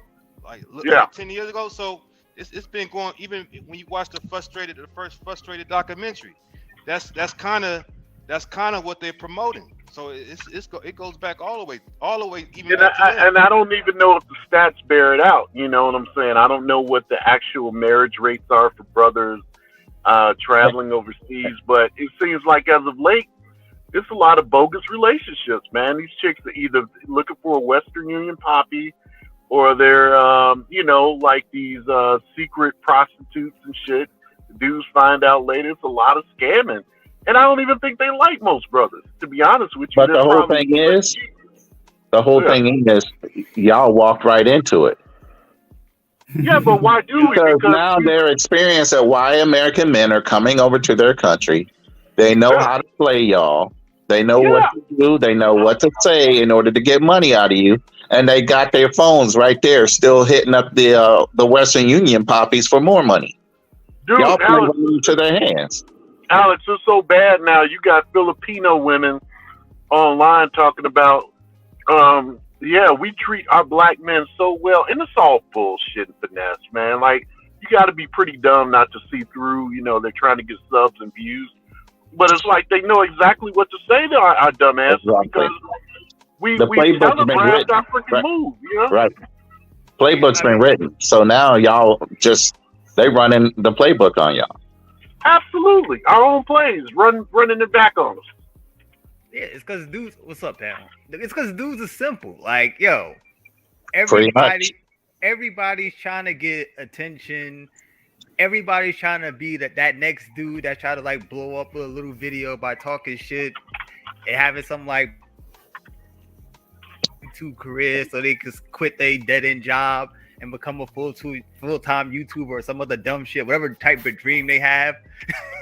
Because like everybody's doing it now, and I think with like specific to this topic is I think a lot of dudes, like what Marty was saying, dudes is listen to dudes gassing dudes up, come as you are. You could be 400 fucking pounds and you go a bag of baddie. And then when reality hits the fucking fan, they lose their shit.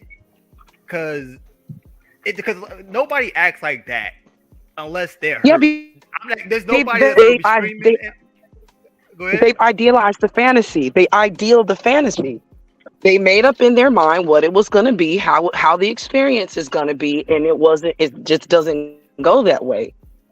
So, you know, I feel like a lot of men project those fantasies onto women. Well, you've even got videos of dudes walking around the clock tower saying, "Oh, mommy, dame un numero." You know, just like that's some big shit. They're all fucking prostitutes, dude. But they're selling it to the viewers like they're running some cold macking and shit. And they're just that's all you got to do is show up. The chicks just start giving you a number. There are 100% prostitutes in the fucking clock tower area. I remember the first time I went to Brazil, and I went and I'm not no homo. I got to say that, no homo. But I remember I was seeing brothers out there, and these not Brazilian brothers, he's not bad looking dude. Like you see dudes walking around with muscles and shit, and you know Rico Suave type shit. They wasn't bad looking brothers, and I was thinking like, okay, we thinking that we like these women don't have access to good looking men. They own good looking men. Like I'm seeing brothers like American brothers, 400, 500 pounds, thinking like these women don't got good looking men in their own country. Like I just realized that, like, hold on, they got men they can choose from that are black. You know what I'm saying? What is it about us that they want? And it's that whether it's the money or whether it's the potential green card. So it is what it is. Yeah, like dudes need to just realize, yo, you're not special. Like at the end of the day, you're not fucking special. Like everybody thinks, like, yo, you're an American, you flying into another country, everybody's gonna be like, oh my god, American never been here before. Let me just go grab this dude and like fall in love. Like, no, like, yo, this dude's coming from Britain, this dude's coming from Germany.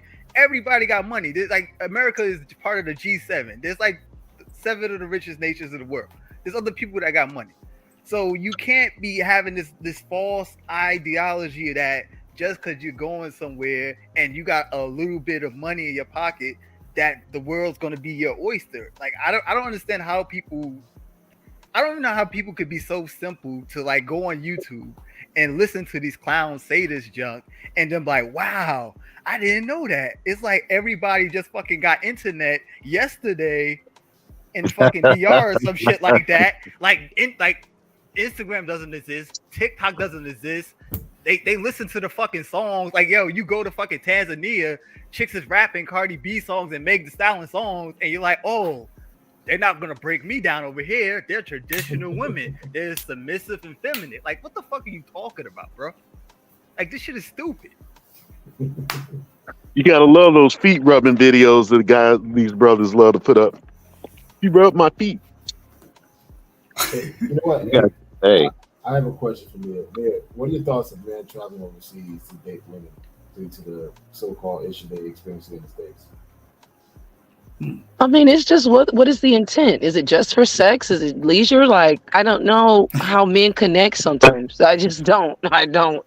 Well, to me right now, I don't see too many guys actually trying to get married. So I would say it's for the sex. And then I'm it's what sorry. and correct me if And I'm if it's for wrong. the sex, wait, let me finish. And if it's for the sex, you could have stayed in the United States and done that. But Oh, that's what I'm they're looking for saying. wives. It takes a while to find a wife. You gotta Yeah, go but through if you're Yeah, not but staying you're there still, longer than a week, if you're a weekend traveler, you're not staying there longer than a week. I mean, those chicks ain't gonna take you seriously anyway. You're never gonna find a woman. But it's a cheaper sex. Don't tell I them think that. I think Don't it's tell them that. I think it's the cheaper sex too, though. It's like you travel for the like you said. Well, if it's just for the sex, you can stay here. Well, Right. Let's in case you didn't know, these females charge an average. $500. $500 or more. I was a truck driver, right? It's this particular spot.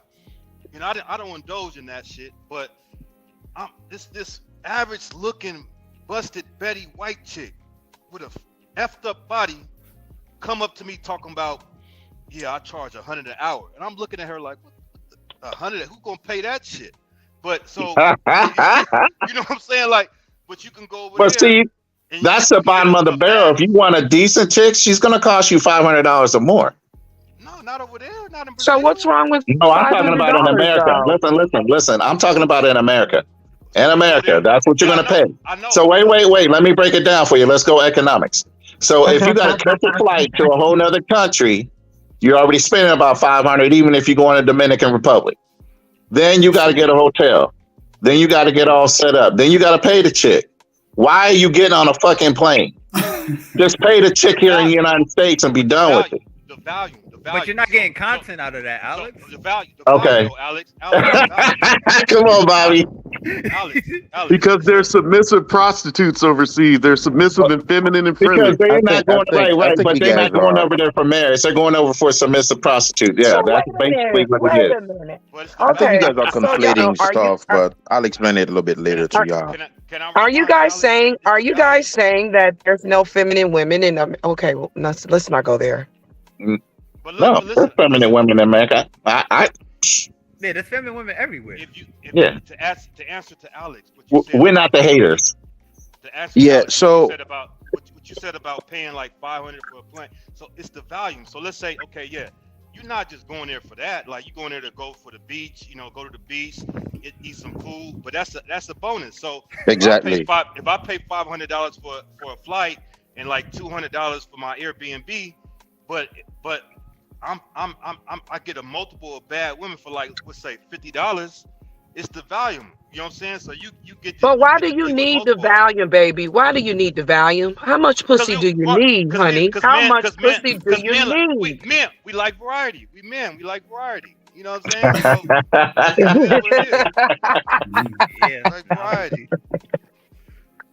Can I say something in regards to what the but so you guys, I think you guys are conflating a lot of stuff, right?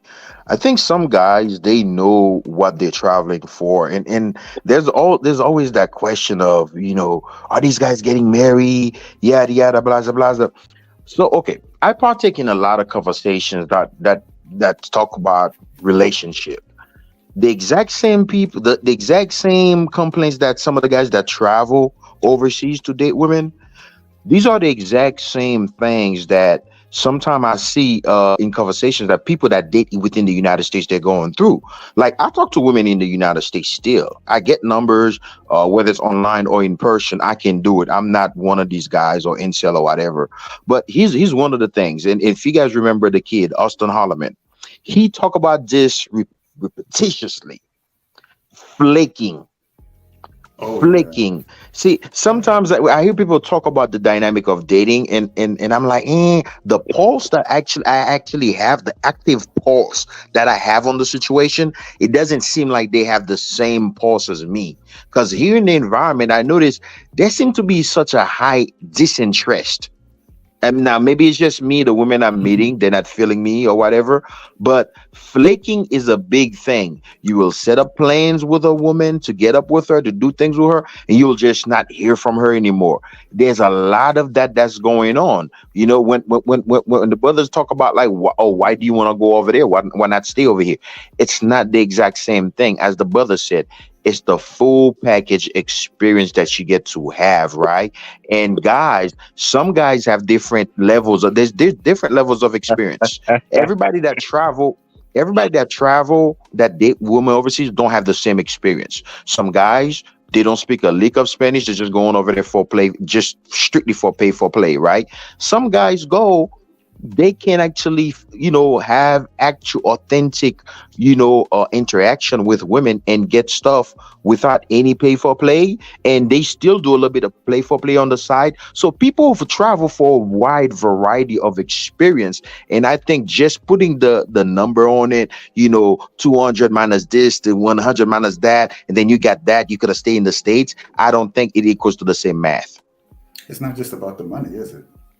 Because they're paying all that money to go to a different country, but it's not even just a flaking either. Even though that's part of the problem, it's just a. You must not deal.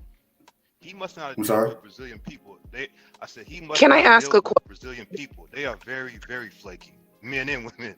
It's just. Can I ask a question? I just want to know this from men. I love dating. I don't think I'm a commitment relationship girl. Okay. I think I like a companion because I don't think I can live with a man. I've been in some relationships where I like to live in my own place. I like to be separated. Like I don't mind coming to spend the night at your house.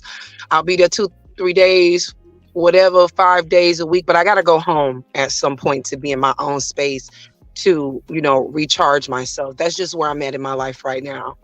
So what is the difference between if you met a woman where you guys were crystal clear on where the relationship is going? Like, hey, how much your bills? This is what I'm going to do for you every month. Da, da, da, da, da. I need you available to me, this and that. We'll meet up 2 times a week, every other week. We'll do a little dinner. We'll do a little shopping. We could do a little traveling together. I'll book us some flights. What's the difference between that and traveling? I think you make it way too simplistic, as if it's such an easy arrangement. Like it's just like you just easily set up. There are people that have these kind of situation, but if you really understand the dynamics of dating here in the United States, it's a big confusing bowl of Complex. it's very confusing. You make it very simple, like it's a set just straight standard and set formulas, and you just all you have to do is connect this here and there, and then boom, you solve the problem. It's not. There are some guys that have that kind of arrangement that you're talking about, but even if you are willing to make that kind of arrangement, women here, they introduce an extreme level of complexity in the whole shit that's totally unnecessary. And what is Yeah. that complex? I need to know this. I need It's like to know barriers. this so that I can share this with some other ladies. What? It's like Well, emotional. my sister, women here now I don't know from what perspective you're looking at it, but if you're referring to like women that are very, and I can't, based on your small little picture, I can tell you are obviously by a good looking woman. But if you're talking about like women that look pretty decent and things of that nature to like very attractive women, they have a huge mountain of options. It's not that easy for them to even choose, even when they find what they want. And this happens on both sides. So I don't make it seem like it's just a woman problem. It happens on both sides too. Like, and I hear these discussions all the time. Yeah, I think you nailed it, man, because here in the United States, dating is a lot more complicated. It's tougher to even schedule that first date. Where if I go overseas and I deal with a regular chick, I'm getting same day dates in many cases, and it's like they just show an actual They're interest much more in. intentional. Yeah, exactly. It's like they know what they want. They want to actually focus on one man at a time. And you don't get the feeling, even if it's not true, that they're not juggling 5 or 6 dudes and they'll get around to you when they can. Like women here don't even act fucking interested in dating. You go on Tinder and they just literally put up their IG page handle. Like they don't put anything about themselves. Even my brother, They love even when you attention more than they match, do the men. even when you match with some women, Tinder, Bumble, because trust me, I do this here, man. Like last week, the week before last week, last weekend I was supposed to get up with this chick, right? I met her. I'm not going cap. I like her. I haven't met a chick like that in the United States in a long time, because like she has standards. She told you she doesn't have kids. She's not dating a man with kids. I'm like, wow, that is my flow. And she's educated, but just getting with her, like dating here, it's like it is so go and stop, go and stop. It is so weird here, man. Like this may just be my experience. Do you believe I the women wanna. overseas? Do you believe the women overseas are a little more consistent because the monetary the money is involved? And of course, because it's not like money operates in that world. It's important in that world over there in DR, Colombia, Brazil, Africa, whatever. And it doesn't have importance here too. It's not a factor in dating here too. Matter of fact, it's even a bigger factor here in the United States. Can I ask And the panel a question real I've quick? dated women that have had professions overseas, and they're not destitute. They're not looking for me to pay their bills, and they just want to try to get to know a good guy. And that's the way American dating used to be. But over the last 5 years, it's just like you just feel like the woman is just juggling dudes, and it's like Can I ask you the feel like panel it's a a question? fucking afterthought. Can I ask the panel a question? Aside for Kanal, because I already know the answer for Kanal. How many of y'all have ever been in a long distance relationship? I have. Me? That's Okay. that's a very good question. Did you I like ever that have to question. listen, if they're in a whole nother state, that means you have to schedule your time to be with them. And then you go back to doing what you're doing, and she goes back to doing what she's doing. You're not worried about everyday ins and outs, right? Can I give a slight, not even push back, a clarification on that? I see what you're saying, and you obviously have a valid point, and that's almost logical, right? If you're not in the same immediate environment, but I'm talking about people that are in the same cities and things of that nature. Well, And then there's no excuse for y'all not to see. But I'm talking specifically about a long distance relationship. Specifically about a long distance relationship. I'm in a long distance relationship, Canal is in a long distance relationship. You work out the times when y'all get to see each other, but other than that, everybody's got a life to live. Canal's got to take care of his kids. She's working in a management in a hotel. Y'all doing your thing, but you schedule time to see each other. But so are you just saying that to say yes, those are two different situations? Are you saying because you can do it in long distance relationship, you should be able to do it with the same person in your city? Is that what is? I don't think that's what you're saying. Is that what you're saying though? Yeah. Yeah. What is? Okay, so Alex, can I ask you a question? I think it's a whole different. Let me say this real quick. The girl that's in my videos, she lives in Washington State. I live in a whole nother fucking state. The only time I see her is when we travel. Do you prefer it that way? I'm seeing her a lot more often because she's planning on moving down to Texas as well. Yeah, let me say this real quick. Then it will be more consistent. But at that point, it was time that we had scheduled together. Yeah. So if that's the dynamic in the background of your situation, period, like it happened within that frame. It happened within that frame. Yes, I understand that. And even if you had a chick in your city and then you were dating her, y'all got it going good, and then she moved and you end up having that kind of situation, I can understand that. But if I'm trying to get to know you, you are within my city. The dynamics of dating, when people talk about flaking, again though, I'm sorry, I'm gonna bring his name back up. He talk about it, and just this is the one thing I feel like me and him, like we see eye to eye, like and trust me, people that know me don't know, like I have a lot of opinion on Austin Holloman. But when he talk about flaking, he is 1,000,000,000% correct. And the dynamics of flaking is that you are in the same city as the person. You're a young person. You're still doing things. You got things going on in your life. They got things going on in their life. When you go 2 or 3 weeks without being able to link up with them, people move on real damn fast. Dating doesn't happen if you're not intentional, it's not gonna happen. The girl gonna move on. I'm gonna move on. Again, that's not excusable. If you're in the same city, there should be no excuse why you can't make time for the other person. Well, Mr. D, as a woman, can I just tell you this? If a woman is flaking on you, she doesn't have any genuine interest, because if I connect with someone, whether it be monetary or not, if I am interested in you, I am going to be excited to see you. I am going to be willing to connect with you. So that's just a red flag that you're just going to say, this is not the person for me, on to the next. Exactly. I think reason why, if y'all are in the same state, there is no reason why within a month y'all haven't been able to see each other at least twice. So the problem, Maya, and you're right, you're absolutely right about that. But the issue is not that the woman isn't. It's that you are sometimes led under the impression that, oh, this is going to be a great day. She's interested. You set up everything. She gave you her real number. Everything is going great in your mind. But then you might actually go to the place. She don't show up. I got sick. There's something happened. So you're thinking like, wait, is it something I said, something I did? So this happens enough times over a period of years. That's crazy. To second guess yourself. Your self-esteem starts to take a hit because you're thinking, is it my breath? Like, am I not handsome? But you shouldn't. But you should. No, sis, can you let him finish? Because I think he's driving at something very important. I'm sorry. Go ahead. So that's it's not so much that the woman's not showing. Okay, we can take. I approached a woman just the other day. She said, "I'm not interested." It's quick. It's simple. Oh, you got a boyfriend, whatever. I don't know if that's true. I don't care. I'm going to the next one.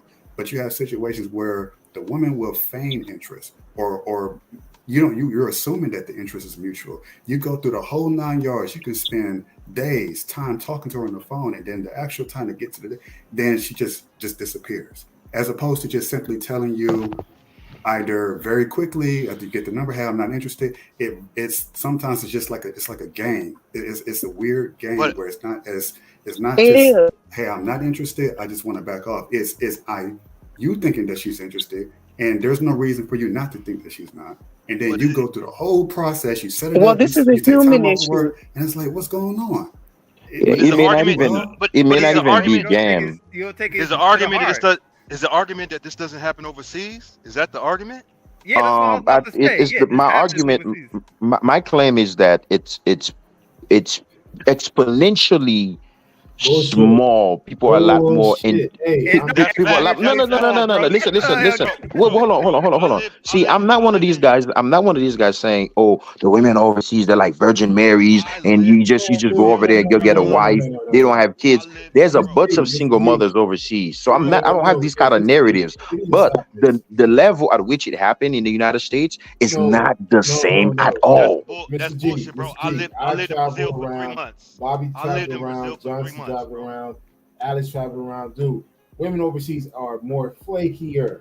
Yes, thank you. Dude, I mean, wait, hold on. bro. Let me say something. I sat back and listened. A lot of you guys try to paint this overseas like these women are more grander than anything else, and it's like, man, that's bullshit. Most of the bullshit most guys experience are overseas. I And agree it's with just that. like, Facts. Hey, he's speaking facts, bro. I But lived in the Brazil. Sister, let me say that. I lived in Brazil for 3 months. I can count the amount of times that I didn't set up a date with a woman. I didn't talk to the woman on WhatsApp. We didn't arrange everything, and she just did not show up.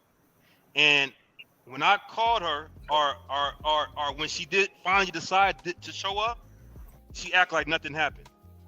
Like she didn't show. You know what I'm saying? Like that shit happens over there, bro. That's wild. It can piss you off because you be like, damn, you know what I'm saying? And I understand what you're saying. It's their culture. It's their culture. That's your lived experience in Brazil. But I mean, again, though, if we were to go back and if you were to call, again, I brought up his name, if you were to call Austin, we all know his situation. He was in Brazil, right? I don't think he'll support that statement you just said, right? All right, wait, Bro, you're using one example. Like Austin didn't spend no time. Austin didn't spend no time in Brazil, bro. Did he spend months there? Like No, I spent months. I there. say I something. spent months there, bro. Yeah, go ahead. Can I say something? Yes. Can I say something? Yes. Bobby. Rock out. Go ahead. So I can get where you lose confidence when people flake on you. That's not your job to decide why that person did that to you. It's your job to keep moving and find the connection that you want. I feel like I'm a fucking bad bitch, okay? I don't always get what the fuck I want. I don't. Dating is extremely hard for me because sadly I meet a lot of insecure men. They think I walk out the door and they think that I got a line and a flock of men, running after me. True enough, but I'm not answering to all of these men that are after me. I may be in a different space. If I go to the grocery store and you walk up to me, Bobby, because you find me attractive and you say, hey, you're beautiful, I want your number. Maybe I'm in a space of healing. Maybe I'm in a space of breaking up, or maybe I am, entertaining someone, or I'm exclusively dating someone. It could be various factors of why I'm going to tell you no. It doesn't have anything to do with you personally. But Mia, at least you have people to turn down. Like the dating scene in America is so lopsided towards women. Even the ugly chick got hundreds of dudes in her DM. You know what I'm saying? And she can turn them down. And I feel bad about that.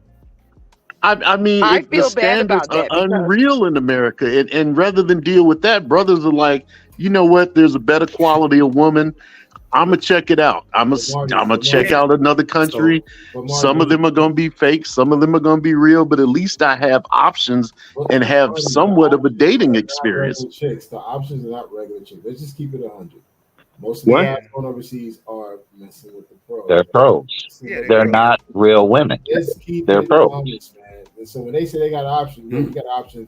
Let me put it this way. But what's the alternative? Use your hand and stay at home. I don't get the choice. Listen, Marty, I'm going to give you an example. To me, because I've been married twice, I now have an understanding. And Maya, you can correct me if I'm wrong. A woman would rather you tell the truth straight up and be honest with them, and actually have the agreement on expectations, than for you to just blow them up and fill their head full of fantasy. Am I right or wrong? Absolutely. Okay, so the girls I date, and I have multiple, I have agreements with them.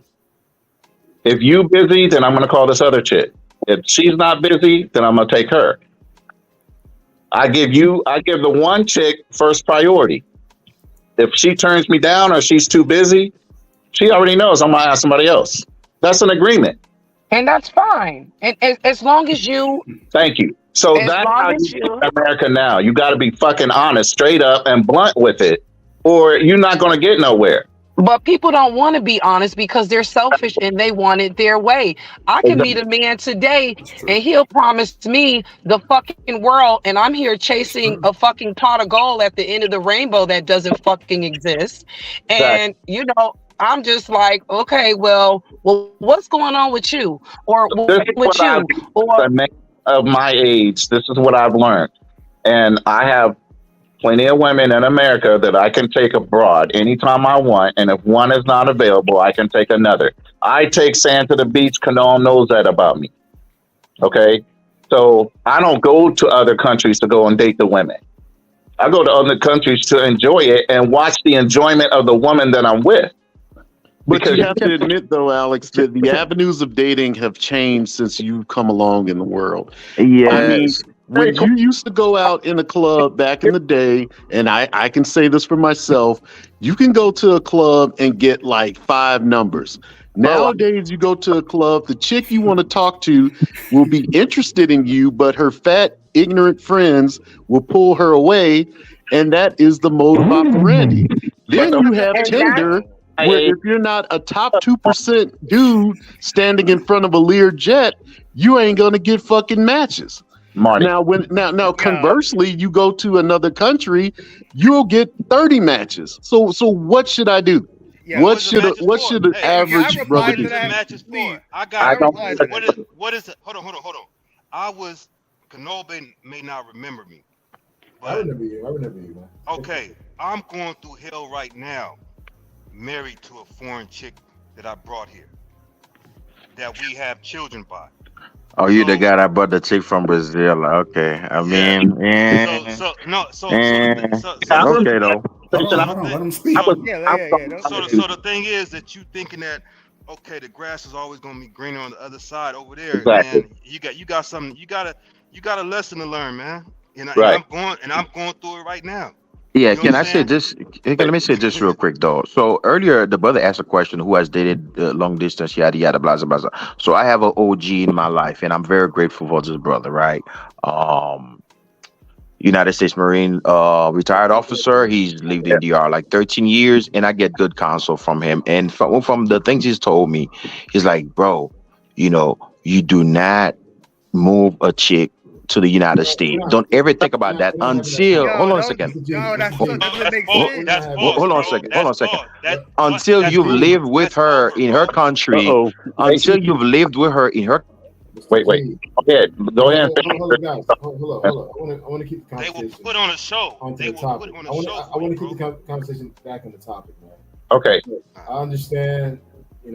People have their views about bringing someone to the country. Not some relationship works, others don't. We can't assume that every relationship is going to be that way. So I understand what Mr. G was getting at, but it's just like we don't need to bring that dude into that conversation because it's totally, it's not relevant to the topic. I think what you guys were talking about with the dating scene, the current market, I wanted to chime in. I went out this past weekend. I met a woman at the bar. Guess what? I saw her 2 days later. We met up for coffee, talk about business and everything else. Had a great conversation. Went to another bar, had a drink, and that's it. So it's not really that hard. I think sometimes, guys, you got to be realistic with your expectations, man. I mean, it's really about that because if you're a personable individual, you can talk to anybody and strike up a conversation and some commonality. Nobody's saying people cannot talk and socialize with people. Like for me, that's not a problem. I think you guys are conflating things a bit, right? And you guys trying to quantify. You guys trying to juxtapose, put them side by side, look at them, and then quantify. You got one over here. Well, you got one over here too. It's not that. I don't think it's that. Whichever way you guys come with these numbers and be like, they got this over there, we got this over here, and they got that over there too. However way you guys come up with that math, it is not the same. It doesn't equal out to be the same. However, women are women. Women are women. Let me Everybody, Bobby, go for it, Bobby. I'm saying like, Bro, women are women anywhere you go. I don't care if you Facts, in Kenya. facts. I don't care if you in the United States. Facts, The facts. thing is, though, I'm gonna be honest. If you having problems in America, that means you got to step your game. I'm gonna keep it 100. That means you're not competitive. I don't know what it is. I don't know if it's your game. I don't know if it's your weight or something. I can go to Kenya and pull chicks. I can go to Tanzania and pull chicks. I can pull chicks in America. Is chicks flaky in America? Yes. Is chicks flaky in Thailand? Yes. Is chicks flaky in other countries? Yes. All this it sounds like dudes. I'm not throwing shots at anybody, but dudes sound so emotional now. Like, oh, if this girl flaked on me, and they taking it personal, bro. It's part of the game. That's what happens. I think y'all are misunderstanding stuff. I mean, people can pull, and you guys always do that. And when you try to equate, well, if you can do it here in the United States, you can do that over there. That means you this and that. It's not all that. There are people here that are able to navigate the environment very well. They just don't want to deal with this situation here. We try to simplify it and attach some sort of label to these people. It is not that, because at the end of the day, the same people that got a certain rhetoric, if you watch them through time, they will always tilt back, come over on more so to this side, because the situation we got here in these world, they are what they are. You guys need to stop kidding. No, stop playing. It's not the same situation. It's not the same situation. He said something I very disagree with that. important. First of all, look, He said my something. friends and I, we went out downtown are Atlanta, had a great time. It's not the same laws. Bro, I'm not talking about laws. Yo, We're not, I hate we're not that, getting bro. married here. I We're hate talking about that. just meeting people. Dude, take the time, work on yourself, get your money up. It is what it is. If you're competitive here in this country, dude, you can win anywhere overseas. Facts. Because we're very competitive people. If you choose not to compete in the dating game, that speaks volume. It is what it is. Because again, once you go overseas, you're still competing. Unless you want the lowest tier women. Because if you want that baddie that everyone try to promote on Instagram, dude, they're not dating those types. I've seen the ones that they're dating overseas, and it's not a good look at all. So, you didn't say anything for me to disagree with, but when you said, "Oh, if you're not, that means you're not competing." There are people that are still competing here. I'm here. I'm putting in work here on the ground still. Even though, like Saturday, I'm flying. I'm getting out of here, and I'm booking my August trip, and I'm working on my Africa trip at the end of the year. But I'm still putting in work here. I'm still meeting people. I'm still talking to Dude, people. Michael B. Jordan got dumped like he was a fucking nobody, dude. Like it is not about not competing. It is about these unrealistic standards. That's what Kendall just that these said. bitches have here, dude. But guys, there's so many types of women here you can date. If one turns you down, dude, move on to the next. Bro, I mean, it's But not are you that guys- difficult, man. Are these brothers seeking your level though? That's what are you Just seeking? love men. I love this conversation. I mean, You had to add. Are You you would seeking you what had you to add to it. qualify for? Maya. Let's get a woman. Let's get a woman's opinion. Maya. I want to know what In yours, being in the business that you have been in your past, look for it. what about a man would make you want to stick to him more so than somebody that just ran across you that had money? That's actually a similar question I was trying to ask. I mean, it really, to me, I love an intelligent man. That's my biggest turn on. Like, if you can articulate and you can speak well and you communicate and you're consistent, I could deal with that. Okay. Money factor? And trust me, I've had a lot of men in the club that have wanted to marry me, who's wanted to be with me, all kind of crazy. You name it, I've heard it, I've seen it. But if we're not matching, I may go out with you for dinner. Okay, you want to see me out the club or whatever. Okay, let me see where it's gonna go. I'll go out to dinner with you. And then sometimes they just lose me. Like, their personality changes outside of the club. So it's like, well, where's the guy that I just met a couple weeks ago? See, that's the thing that a lot of dudes don't realize, yo, you gotta be on your P's. Like, yo, you can get the number, but yo, if you can't keep her interested, why is she gonna show up to the date? And that's what I'm saying. And it's like, okay, a couple of my customers, okay, well, I won't call them customers because they've been my friends. I don't like calling them customers because Clients. I don't want to say clients either. I just hate those words. I hate stereotyping because I don't discriminate with how people live their patrons, lives. I don't discriminate on supporters. how you live your life and how you decide to connect. I mean, I've connected with them on a more, emotional or dating level, and it gets weird because he doesn't know if I just want the money at this point, and then I don't know if he's using me for sex at that point. Because the relationship started off in the club, right? Right. That's what I'm saying. It starts off with money. Huh? So now you're both skeptical of each other if you go outside the club because it's like, wait a second, now are you with me just because of the money? And you're probably thinking like, wait a second, is he with me just because of sex? So you're both thinking that, but who actually is coming out saying this is how I'm really feeling? But you're both feeling that way. So then how can it work if the foundation? I think it's one of those things that's gonna always be with some men, they're not secure enough, and it's gonna always be in the back of their mind. You get what I'm saying? Let me ask you a question, my sister. I mean, is that brother, is that individual, between the two of y'all? Hold on. Two people are talking. To prove her point, I was just saying, like what he said. Do you know whether he's with you for this reason or that? That's the same thing that you have when you go overseas. Do you know whether this woman is just dealing with you because you're an American guy, because she assumed that you come from America and you got money, or that she's trying to find a way to get to America? It's the same mentality. That's why you have to discuss these things, and that's what I was going to ask. She's not going to tell you. She's not going to tell you, bro. No. How you know? Hold on a second, bro. We're asking her this question. Did he ever, say that, or did you ever say, okay, this is the agreement on which we came under?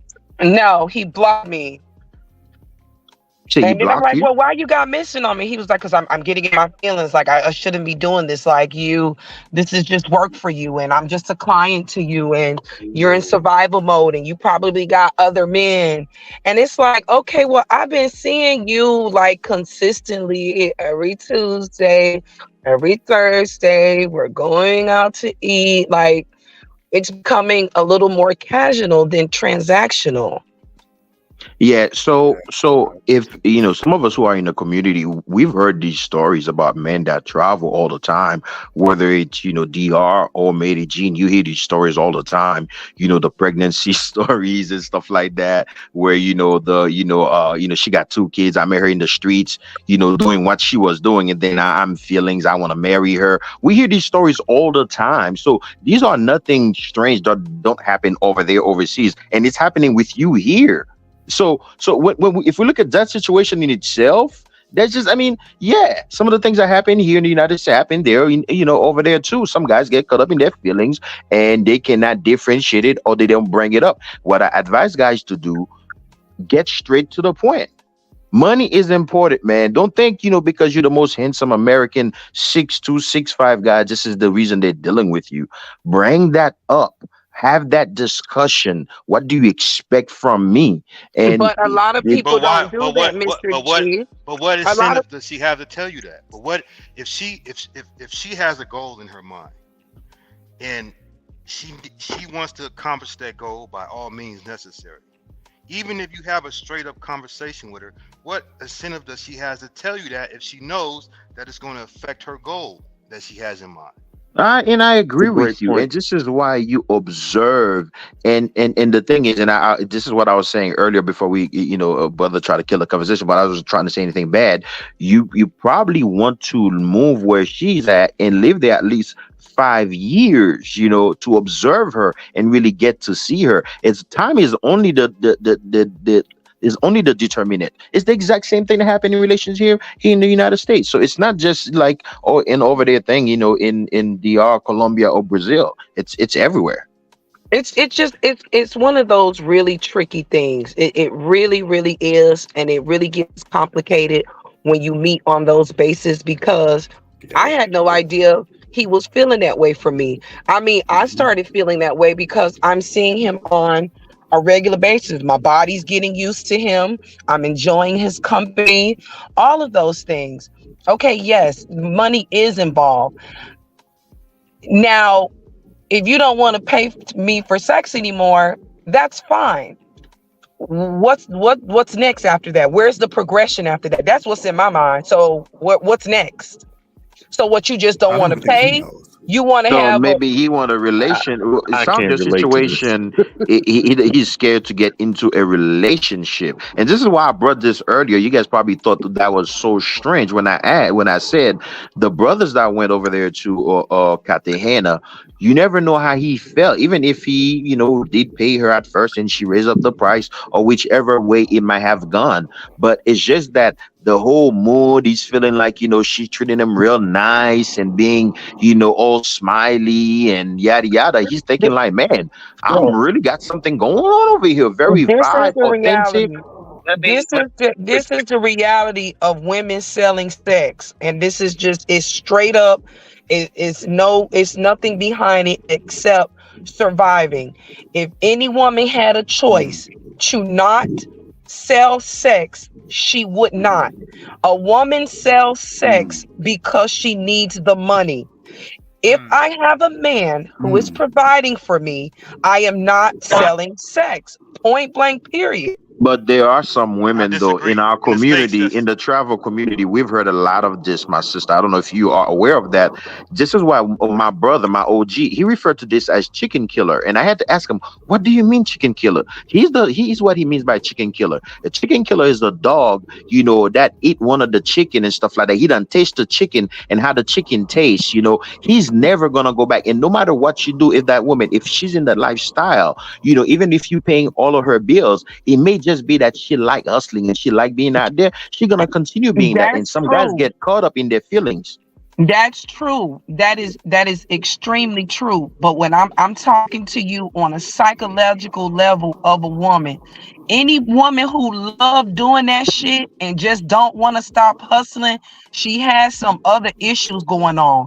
Whether she's been sexually abused, whether she's been raised that is some type of normality in her life, that's not how a human works. I'm just telling you that. I do agree with you. I do agree with you, but I don't know what it is.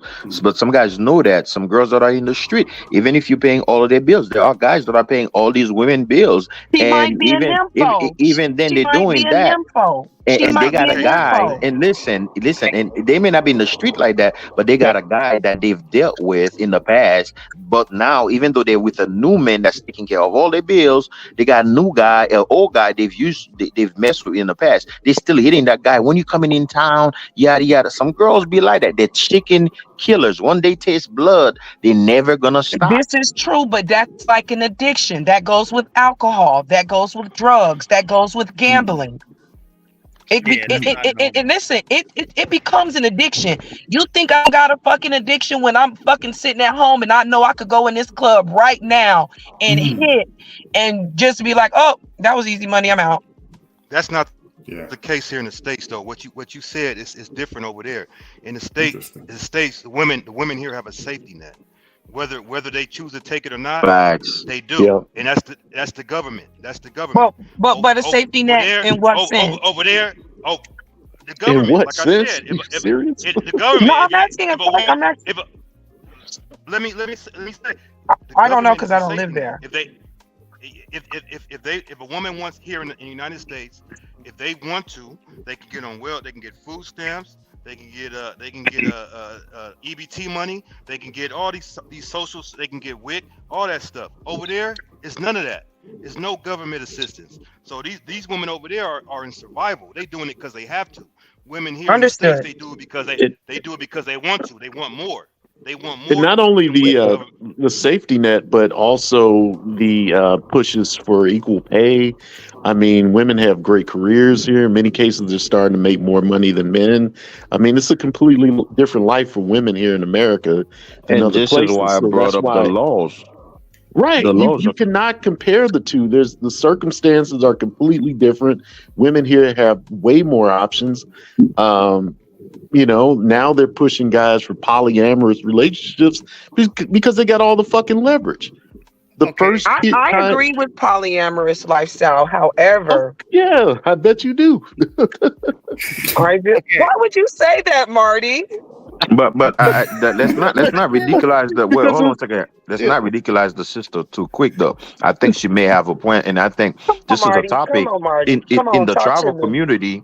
I think black guys in the travel community, we do have to come to face with reality and talk about that because some guys they don't really want to settle down, right? Because yeah, when people talk about guys that are traveling, they always brought up the formula of well he's not married and that's the bar that they use and I realized some brothers probably don't want to be doing the whole monogamy kind of thingy, but yeah. they don't approach the situation from the framework, from the formal structure and the mindset. Because when we talk about, poly and all that stuff, there are ethics to it. There are rules to it. The way you should do it. It's not just being with any and everybody. You have to approach it from a ethical, and that's why they call it ethical non-monogamy. Well, Everybody knows what's going on. It's not like you're just doing your thing. So, but I think guys need to talk about this much in the community.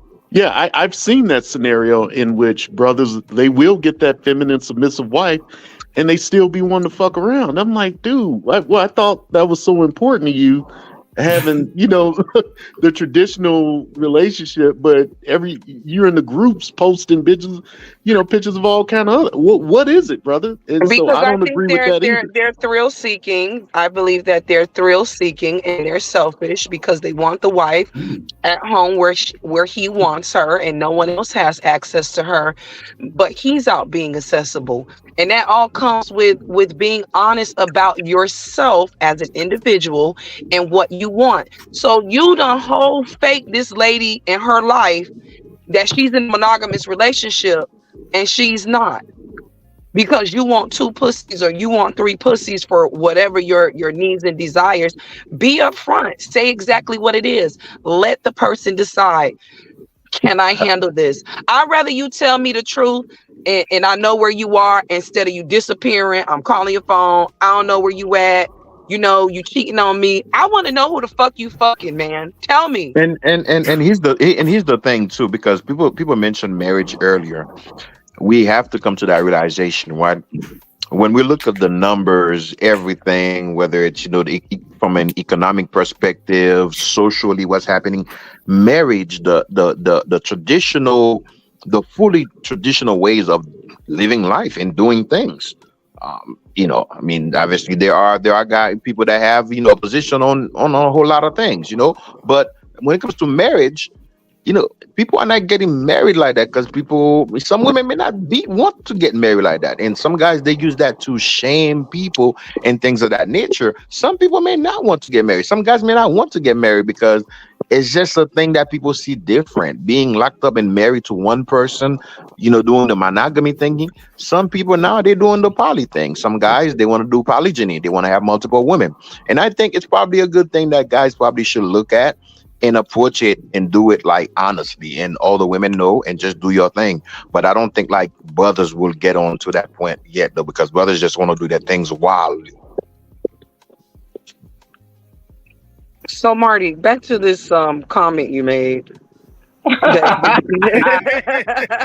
It wasn't personal, Maya. I'm just saying in the dating world, I didn't take it it's personally. an advantage that a man or a woman could have. Like, yeah, if you can have the right to go out and screw all these other people, a lot of dudes would take him up on that.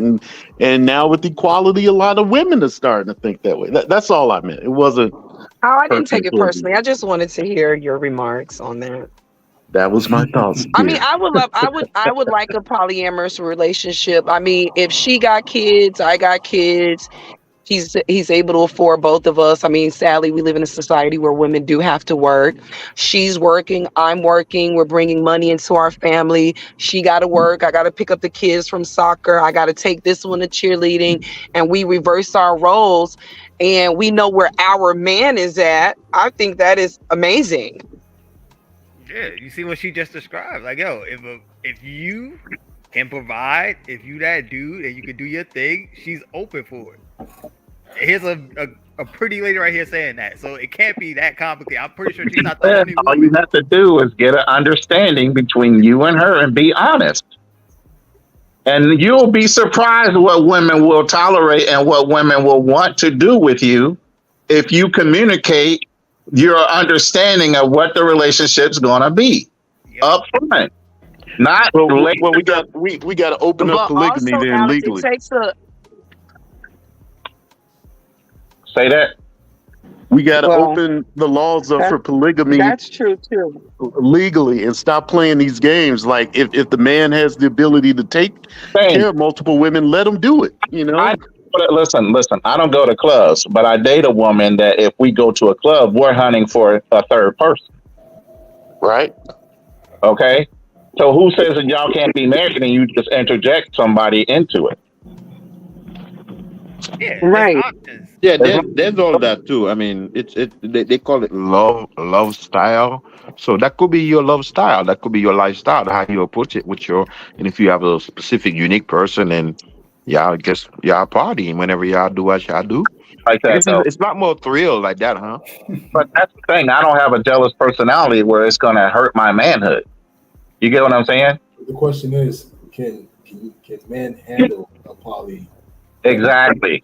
Because you cannot be a jealous individual. You can't be suspicious because it's going to eat at you that the other person that's involved with whatever the relationship that other person is getting cared for more than you are. But what do you get out of it? The question is, what do you get out of? It would be the It's gonna same thing. take the back seat. It would be the same thing. Listen, let me answer that. It would be the same thing as you going to a club and trying to pick up a chick every different night. But instead of just doing it for yourself, y'all are doing it together. No. You were saying you can't be a jealous guy, and I was assuming that you were saying it was okay for the woman to do her thing too. You know, why not? But even with all the free, not the dude. I'm talking two women and one guy. It's never. No, it's never gonna work with another dude. It's a guy with two girls. Okay, I got it. Can y'all tell y'all something crazy though? Y'all not gonna believe this, but I was shocked when I heard it. It seems like there's a lot of younger black couples, where the man, they're so open minded to the point that hey, they don't mind having another man, smack, or they do the full swap. You bring your girlfriend or your wife, I bring my girlfriend and my wife, and there's a lot of young black couple. They don't mind that, and I find that to be crazy because as a black man, I don't see it's hard for me to wrap my head around it. And when the confusion comes in is when there is two dudes and one woman. Because here's the thing, if you have one dude and two women, if you plant a seed and she gets pregnant, whichever one, you know who the father is. You got two dudes and one chick, there's confusion there. You get what I'm saying? That's true. That's very true. It's easier and to want to take care of your own seed versus you in a polyamorous relationship with another dude and a chick. The other dude gets your girl pregnant. Now you sitting there taking care of somebody else's seed because you in this fucking relationship. It don't work for dudes to have another dude. Yeah, I've actually seen No, that it doesn't. firsthand. I've seen it by accident. It happened to me by accident. It was a white triplet thing going on. One girl, two white guys, and she wanted to be with a black guy. I'm thinking like, you got two other dudes. She said yeah. So she was open and honest about her situation, and so. I'm not gonna go into too much details, but she walked me over to whatever, hey, let's go someplace quiet. And I didn't believe her at first. I thought she was just bluffing. I thought she was just joshing. Like, I got these two other dudes at the party. I'm like, wait, they're here right now? Yeah, they're here right now. I said, yeah, okay, I believe it when I see it. So we walking past, going to the bedroom, and I see the two dudes, and the look they gave me, I'm like, oh, she didn't even have to point them out. I was like, ooh, it was almost like, they wanted to fight me. So and she just kind of just like walked right past. I'm like, oh yeah, that's okay. I'm like, is it really okay? Like, am I gonna be okay walking out of here after we get done doing what we gotta do? But as a man, I'm not sure as a man, it works. You get what I'm saying? What'd you say, Alex? It hurt their egos to see a black man walking by two white men when white men feel like they're superior. So it hurt their ego to see a black man walking by both of them to go and bed their woman. Yeah. Well, I wasn't thinking that at the time, but it was only in hindsight. Where I was like, "How is this working?" The white man's number one issue is dealing with the black men taking their women. So even though those two might have been cool with each other, to see you walk by with their woman, that was an ego thing. That was the issue. No, I thought it was definitely. just a an ego polyamorous thing. thing. Well, They I into mean, that shit. No. They into that shit though. They I like. can They say like. this. They like to see that. I participated in 2 cuckolds experience. One was a black couple, and the other was a white couple, where they literally wanted me to bang their wife, and they watched that. Well, that's the difference. They wanted you to do it. Yeah, In my case, they did not want me. But I'm just saying. But you know what? They've been married for a long time, and these are people very well off. These are your high elite professional people that do stuff like that. So the whole couple swap, they have parties where the dude would bring his wife. Parties, all that. Yeah. They have the dude, another dude would bring his wife, and they swap. It's what it is, man. They keep it to themselves, man. Yeah, that's called full swap. Your doctors, your high-powered doctors, your lawyers, your politicians. I mean, these are the ones that are doing that shit like that. For them, they just see. But see, it's the whole thing, Canal. These guys are so upper echelon, and like I said, even with us, if you have open communication, the woman knows what it is. She's not willing to give you up the monetary value, who you are as a man, the power that you have behind you. She's willing to at least participate. You get what I'm saying? As long as you're being honest about it, you don't have to creep around. I would not But when I'll share this. around anymore. Can I ask? But when I hear about those cuckold situations, like usually isn't it like when a husband decides to do that, he feels like he can't satisfy his wife sexually like she wants it. No. No, I think it's just a fantasy. No. Well, It's a fantasy. I mean, I've dated a guy who enjoyed watching me have sex with another man, but he wanted it on his terms. I can only do it with his permission. I can only do it when he wanted it. Exactly. And this was a black man. That's interesting. This was a black man. Black man. Wow. And my experience in Chicago, I met 2 surgeons. These are 2 surgeons. They literally took a flat and gutted the entire flat and made it to a house. Like, this is one of the most impressive houses with an elevator inside. And the husband said, "Hey, this is her night. I just want you to take care of her." So I did. They bought me drinks. I was 22 years old at the time. I went to their crib. Dude's downstairs watching or doing something. I'm upstairs banging his wife. And he came back down. I was like, "Yo, you guys had a good time? Cool." I ate breakfast. With them, and I went home. Breakfast.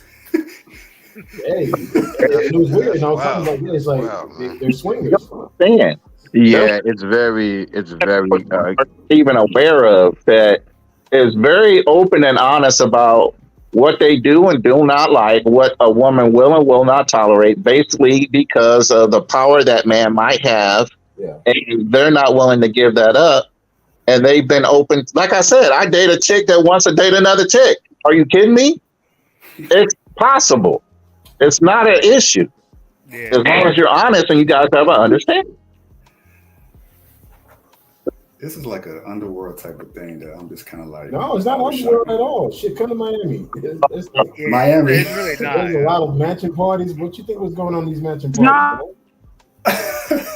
I don't know. I haven't been to Miami yet. Oh, I'm gonna find out. I worked as a bouncer in Miami. Yeah, they have swingers clubs down there. I worked as a bouncer in South Beach during the 90s. I seen a lot of shit. I even had guys, offer their wives, like, "Hey, listen, she's into black guys, hey, you interested?" I'm like, "Nah, I'm good." But I've done it a couple of times, but it's just common. A lot of guys find it attractive. In a healthy sexual, it's about healthy sex and being who you are and for what you want. If I can't fulfill you sexually and connect with you in the way that you need me to and show up the way you need me to, and I'm not okay with it, or you're okay with it, that needs to be discussed. We need to say, this is the limit. This is what I'm not doing. This is what I will do. Yeah. But what do you get? And When I think about that, okay, if I was one of those guys and I said, okay, I want my wife to be with another man. How can I possibly feel the same way about her sexually after that? Like, how can I want to be like, okay, I still want to make love to her, I still want to do all these things to her, knowing that maybe a male with a bigger penis than mine See, there's didn't the eat it ego. all up. Bro, I'm that's the saying like, ego. no, not ego. I'm saying, what do I get out of it after that point? Not even an ego Well, thing. that's just that's What is not the it's not for It's you. about what is the her. That's not benefit? for you. Not for you. It's for It's not her. for you to wonder. It's just not for you. Okay, but the benefit. What I'm saying, like the benefit of us being like in a marriage. Like, what is the benefit It's after not that point? about a benefit. When you get into kink sex like that and you're talking about letting your woman be with another man or your man being with another woman, it's about power and control. Hmm. It's just fantasy. Like I'm gonna Okay. I'm with watch my Johnson. I man make. can't. I can't. I'm gonna watch this man make love to. I know he loved me and care about me. I know we have the best sex in the world, but he wants to be with another woman tonight. And he's honest enough, let me know that and invite her into our space in our bedroom. And I may not participate, but I might want to watch and I may root him on. So, I I feel good. I understand. I understand the female part of it. But when I hear like a husband, But it's the let's say, same thing for the man. It's the same. It's a power and control. but It's a pull and push. He but you think wants it's to an see me ego. get. But you think It's it's an he ego wants to thing see with me. me. He wants to see me with another man at his control. It's a That's like another control man marking his situation. territory. It's a But it's you think control situation for him because he knows that I'm not gonna cheat on him, or he knows that if I want to be with another man, I'm gonna consent that with him, and that's just what it is. I mean, but Johnson. okay. Johnson. One thing I'm not sure if you've been to a swinger party, but most people who are swingers are married. Yep. And I've been to a I've been to I've been Atlanta to a has a swinger huge party. swingers Yeah, I've black been. scene. I know. I lived out there in Atlanta, so I know what goes on out there. I lived out So there for like a year. So why you acting so shocked? No. It's not. It's He not a shot. can't get with No. he I can't always no. let his woman screw another man. That's what he can't get over. That's No, the whole. no, no. I'm not acting shocked. I just never understood the psychology of it. Like, let's say if I did that, let's say okay, I don't mind doing that, right? I don't mind going to a swinger club with a woman I was dealing with, but I can't have any emotional feelings for this woman. That's what I'm saying. Like I would Yeah. go there Oh yeah. and we will be dealing with each other like let's say we're sexual partners. But as far as that whole emotional and love thing about it, that has to be devoid. Yeah, It has well, to be. that's a whole different question, my brother. I've I seen agree it. with Johnson But there. that's your I, yeah, hold on a second. I've seen it on different limit. spectrum, right? Because I've done my little crazy 18, 19-year-old stuff.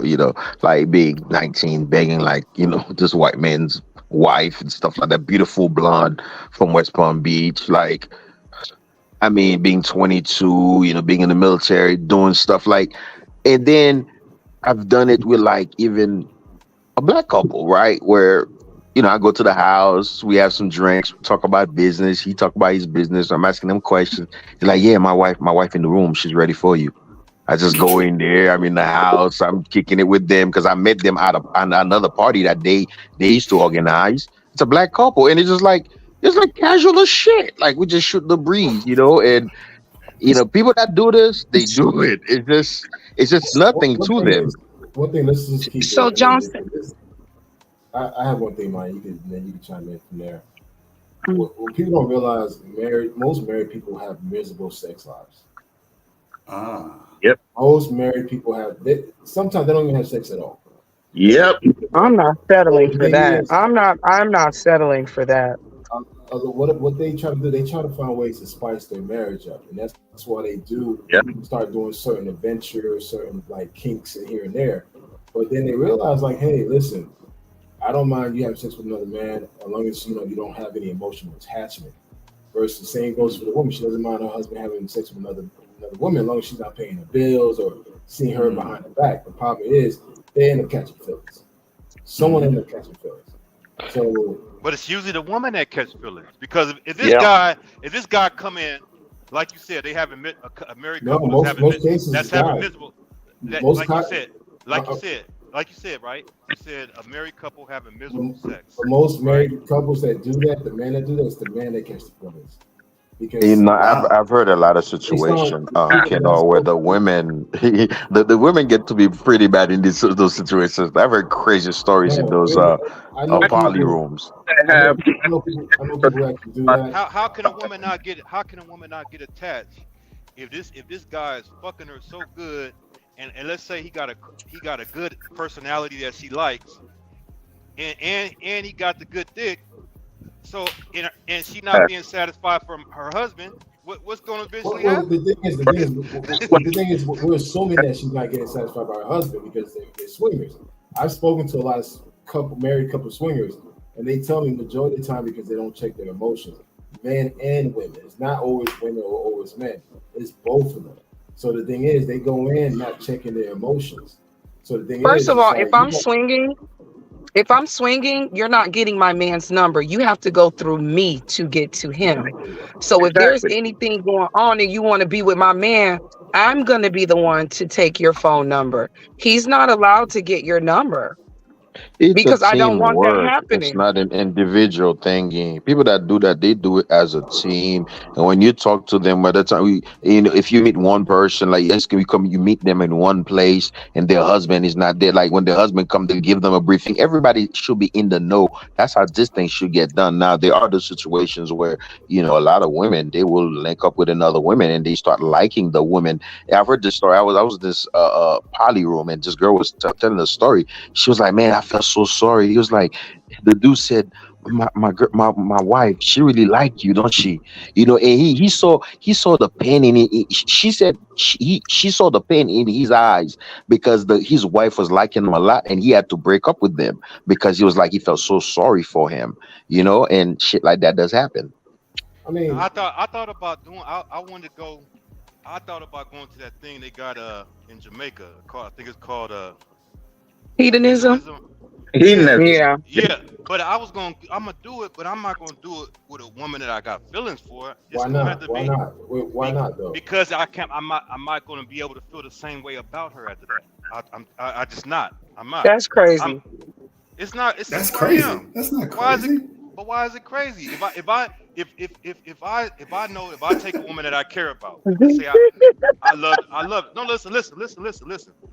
I take a woman. That pretty thing about women. That's what it is. I take a woman I care about that I love and whatnot, and we go there, right? And let's say she go off and do her own thing. She go off in her own session. I come for finishing my session, but I come up to her, and she just getting banged out, making passionate love to this guy.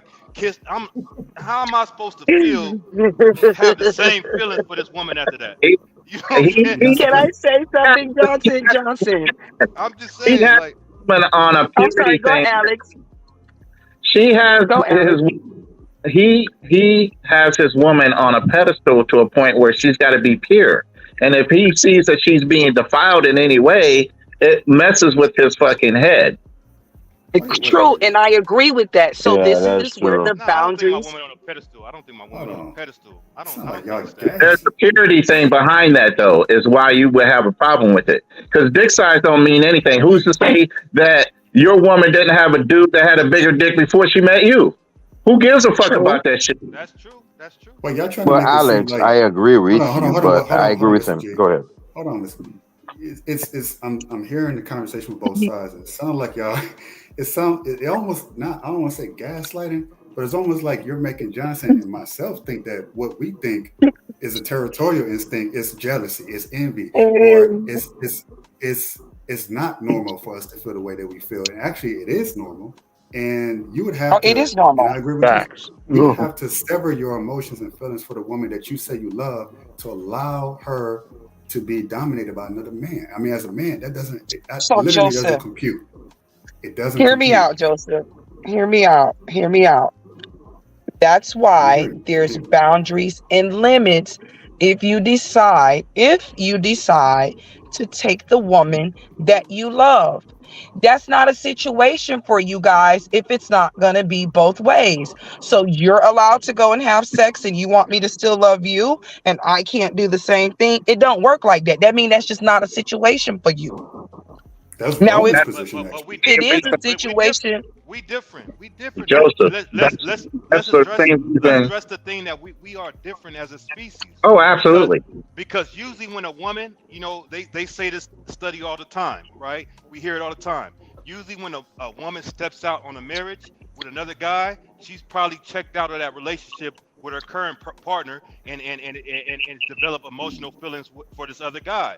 When a guy steps out, we usually doing it for physical. We just want to get a nut. We're not trying to marry this woman that we met at the club or however we met her. We just want to bust a nut and get back to our wife that we really love.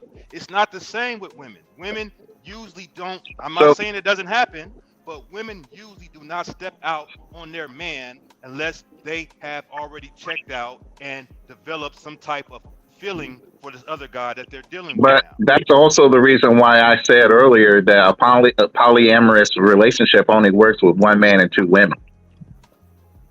Because a man's ego is at such a point that he cannot see his woman being defiled by another man and not think of that man possibly being better than him.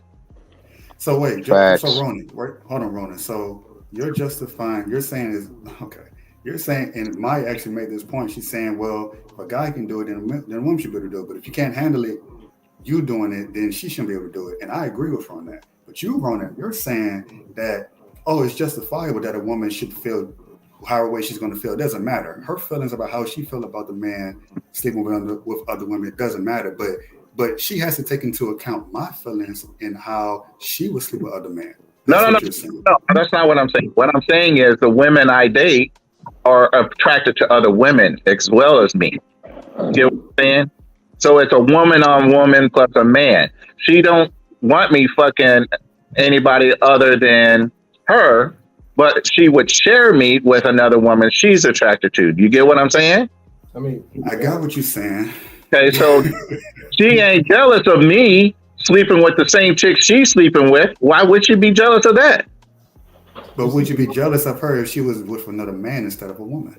That's why a polyamorous relationship in my mind would not work with two men, because I wouldn't want that. You wouldn't want that. So what if that's what? Yeah. So. Can I get it? Can I make this point real quick? Go ahead. Yeah. You know, earlier, Alex, you were pushing back and like y'all was, talking about, stuff in the United States, this, that, and the third. And again, if you want to take this whole thing, because I've been in a lot of discussions, it's a lot of Black American women pushing this poly thing very strong. And you start seeing, some, situation was like, what is what's called a polyandry when she has the multiple men, you start seeing a lot of that. And if you start looking at the trajectory of where things are going, let's be honest, we know the conversations, we know the topics that are being talked about: money, salary, high value man, you're not making enough, yada yada. And earlier in this conversation, somebody said, the women are really doing their thing in the United States, right? It's a different place. It's not Colombia, it's not DR, it's not Brazil. So the leverage is more so on the women's side, right? You will start seeing, and it will have to be, because you have a lot of men that's not going to be on their stuff. The men that are not going to be on their stuff, that cannot move out and go to a different environment, they are going to have to settle for this. They are going to have to get in polyandry relationship where because she has a nice job, she's an attorney, she's whatever, blah, blah, blah, she make $250,000, and she got these men like her bitches. And the thing is, I think that wait, count back that with one statement. Yeah. There are more females born every year than there are men. There are not enough females to have two men per one female. There are plenty of females that have more than one female per man. So that's not going to work overall, because you're going to cut down on the amount of babies being born if that was to propagate itself and actually be true in a society. Well, It's I already don't think that's happening though, stopping so I don't them know though, what you're man. saying There's though. so many young women nowadays talking about they do not want kids, they don't want families, they just want to fuck around, go to festivals all summer, go to Milan, do this, do that, and they're just going to be modern women, man. And that was the beauty of Kevin Samuel's show. Meanwhile, the man is still being held to a traditional standard because I can guarantee you most of these polyamorous relationships are not initiated by the man.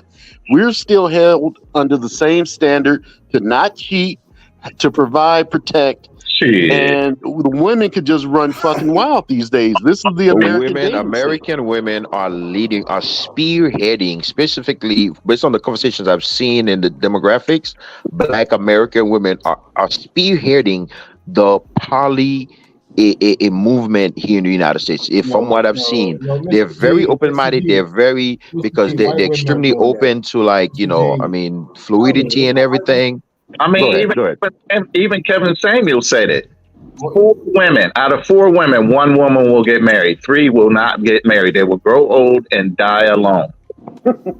Okay, so I want to say something real quick. It's a polyamorous relationship that don't make any sense for 2 men and 1 woman. Most of the poly It relationships doesn't make any But it's sense, happening, they're still going to pursue it because it sounds cool. Most poly relationships are done by white women, not black women.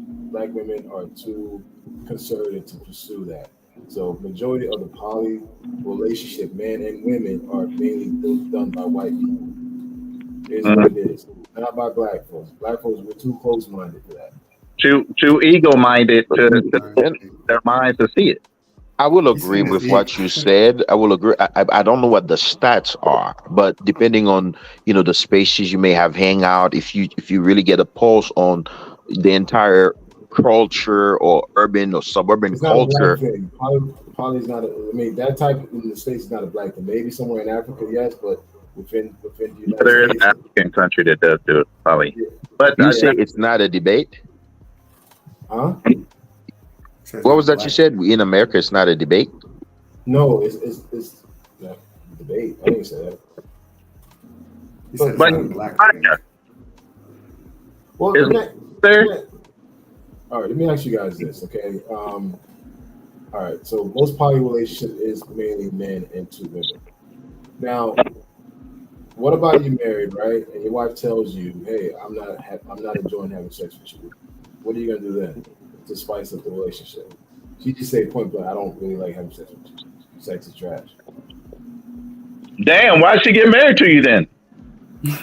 That's my point. Because I'm not marrying no, man that's not I think- satisfying me. I think what he was saying is like if you get to a point. Yeah, let's get say to a she- point now. It's like, She yo, enjoyed. Let's say she was enjoying it in the beginning, but you get to a point where she's not enjoying it no more. Then I either got to check on myself or my game. Have I dropped off in some way? And we just gonna have to introduce some other things into the mix. But You got to it get a seems- victory. It seems like what she's going to try to introduce into a mix is another man. No, absolutely not. Not necessarily, not necessarily, not necessarily. We could do toys. We can do all that kind of stuff. We don't. Exactly. Get her up, blindfold, tease her with a feather. There's other things you can do to spice up a relationship without having to introduce another person. But I wanted to ask Maya a specific question. If given a choice in a polyamorous relationship, would you want to be with another man and a woman, or just 2 women and 1 man? 2 women and 1 man. Thank you. Why? Why would that And be? I say that because the reality of it is that men are outnumbered by women. That's for 1. Thank you. For 2, that alleviates. For me, it would alleviate you cheating, and that gives you the variety. If you want to be with me today, if you want to be with her, maybe I emotionally stimulate you, maybe she mentally stimulates you. You kind of get the best of both worlds, and I kind of know the truth. I want the truth, and I want loyalty over love. I could give a fuck about you loving me. There it is. Most women will tell you that they would rather have loyalty and truth over fucking love. That's the truth. She's telling the truth right there. Can I add something to that though? To Kanal's original question. That's something I would say. I guess like you say you could introduce toys and things like that, right? But why if she's not satisfied with you, and let's say your wife has a job or career, or she goes to the gym and she has a personal trainer, and she's observing the dick print of this personal trainer, and she's having dicks. What is it about you and dicks? What I'm saying is, how do we know that she's not entertaining other ideas? Just not basically not. She's not satisfied with. Wasn't it you that said if she's already thinking Johnson out of a relationship, if she's already checked out of a relationship, she's the only one that's going to walk away from you like that? I said women usually. Yeah, I said women usually, when they check out the relationship. Yeah, that's usually the case. Right. So then she's not going to be doing that unless she's already checked out. So you don't have anything to worry about. Johnson, and women, we're not sexual. I don't give a fuck how big your dick looks through your pants. You might not know how to use your big dick. A guy with a small dick can make me come 5 times before. It's not about the size. It's about the connection. I know some guys that's well endowed. They don't know how to use it. I'm not pleased. I'm not happy. It doesn't feel good. There's no real connection there. It's not about women are not physical. Don't you guys think that if the United States government legalized prostitution, then men would not have to be forced into all these kind of new age situations with their wives, and they could just go out, get their rocks off, and then get with women for more comprehensive reasons than, you know, I mean, don't y'all think this would clear up all this confusion and sneaking around and having to accept, you know, outside? I just think men just don't have as much leverage in this dating market. And that's why I think in Colombia, the dudes are fucking relaxed because they like, yo, hey, if I'm an incel or whatever, I can just go pay and get some pussy and be back to work like normal. I get all the tension out my back. You know what I'm saying? Let's use a country that does this. Yeah, but let's look at Japan. Is Japan better off or worse off right now, even though they have legalized prostitution? Oh yeah, with their negative birth rates. That's a good question. Much worse. Well, the thing is that there's prostitution isn't legalized here, and there's prostitution still going on. But what I'm saying is, but I'm talking about without the stigma of being caught, losing a job, getting involved with the justice system. I'm just saying it's just straight up legalized, like Colombia. You got nothing to worry about. Just have your money, and you will get legalized. But it still doesn't help the situation. OnlyFans, it's called Instagram, it's called Facebook. It's already being done. I mean, it's there in your face, but it's also covert, right? So it's not necessarily like it's never going to be legalized in America, but it doesn't need to be. I don't care hypothetically, though. Hypothetically, let's just say they legalize marijuana. You know, they do the same for prostitution. I don't think it should because I think it would. I mean, morally, Marty, I can't get behind it. I can't get behind it because I've been. Marty, question for you. Yeah. I'm sorry to cut you off, Joseph. Go ahead. No, you go ahead. You go ahead, Marty. What do you mean when you say men don't have leverage in America? Just because they don't. They do not in the dating market. They do not. Have you ever heard of the 80-20 rule? I mean, that's a very real thing. A lot of people talk about it. On Tinder, there's been studies. Only the top 20% of men, there's only 20% of men that get matches from 80% of the women. I mean, women have gotten extremely picky now, and it's from thirsty ass dudes. You know, I'm not saying it's not our fault, but you look at no fault divorce, women can break marriages and family up just for, you know, brother had morning breath one morning. It's like fuck the family, we're done. And they can move on, monkey branch, and it's just a lot of shit. And take the kids and put you on child support. Yeah, they got you got to fight for equal custody, damn near. You're fighting for something that is even though already equal to you. Right, you've been equally raising the child in the house, but now you got to fight for. It's a lot of shit that's unequal. Like a prison term. So yeah, that's the leverage he's talking about. That a lot of women know, but they don't, because it doesn't affect them. They don't care so much. Oh, it doesn't matter. But what about the leverage that we don't have? Because I can have a baby, and the man doesn't decide to be there. I mean, men love sex. Women, we really have to gauge if you are emotionally and mentally stimulated by me. Any man want to fucking use a woman and bust a nut on her. That's easy. But can I elect to terminate an unwanted pregnancy? Let's just say I meet a chick at a club, we have a one night stand, and it's like, dude, I don't even know your last name. How are we supposed to raise a kid together? I don't think it's a good idea. Can I be, unilaterally say, terminate the child? No, we don't have that kind of power. You do, though. Oh, that's true. Yeah, but you had power during the whole interaction. Why wouldn't you protect yourself? But even if you did, well, shit happens. You can sign off your parental rights before the child is born. You can sign off your parental rights. Yeah, but you still be financially responsible. No, you're not. No, you're not. I don't know. Not if you sign your parental rights away. You're not. You don't have to pay anything if you sign off your parental rights. No, if I wanted my child's father not to have any parental rights, I'm not going to be able to collect child support. Thank you. But if I go to the courthouse tomorrow and say, you know what, I don't want him to have any custody, no shared time. Maya, the key word is said you. The key word here is that. But he can do the same thing because he can do the same thing.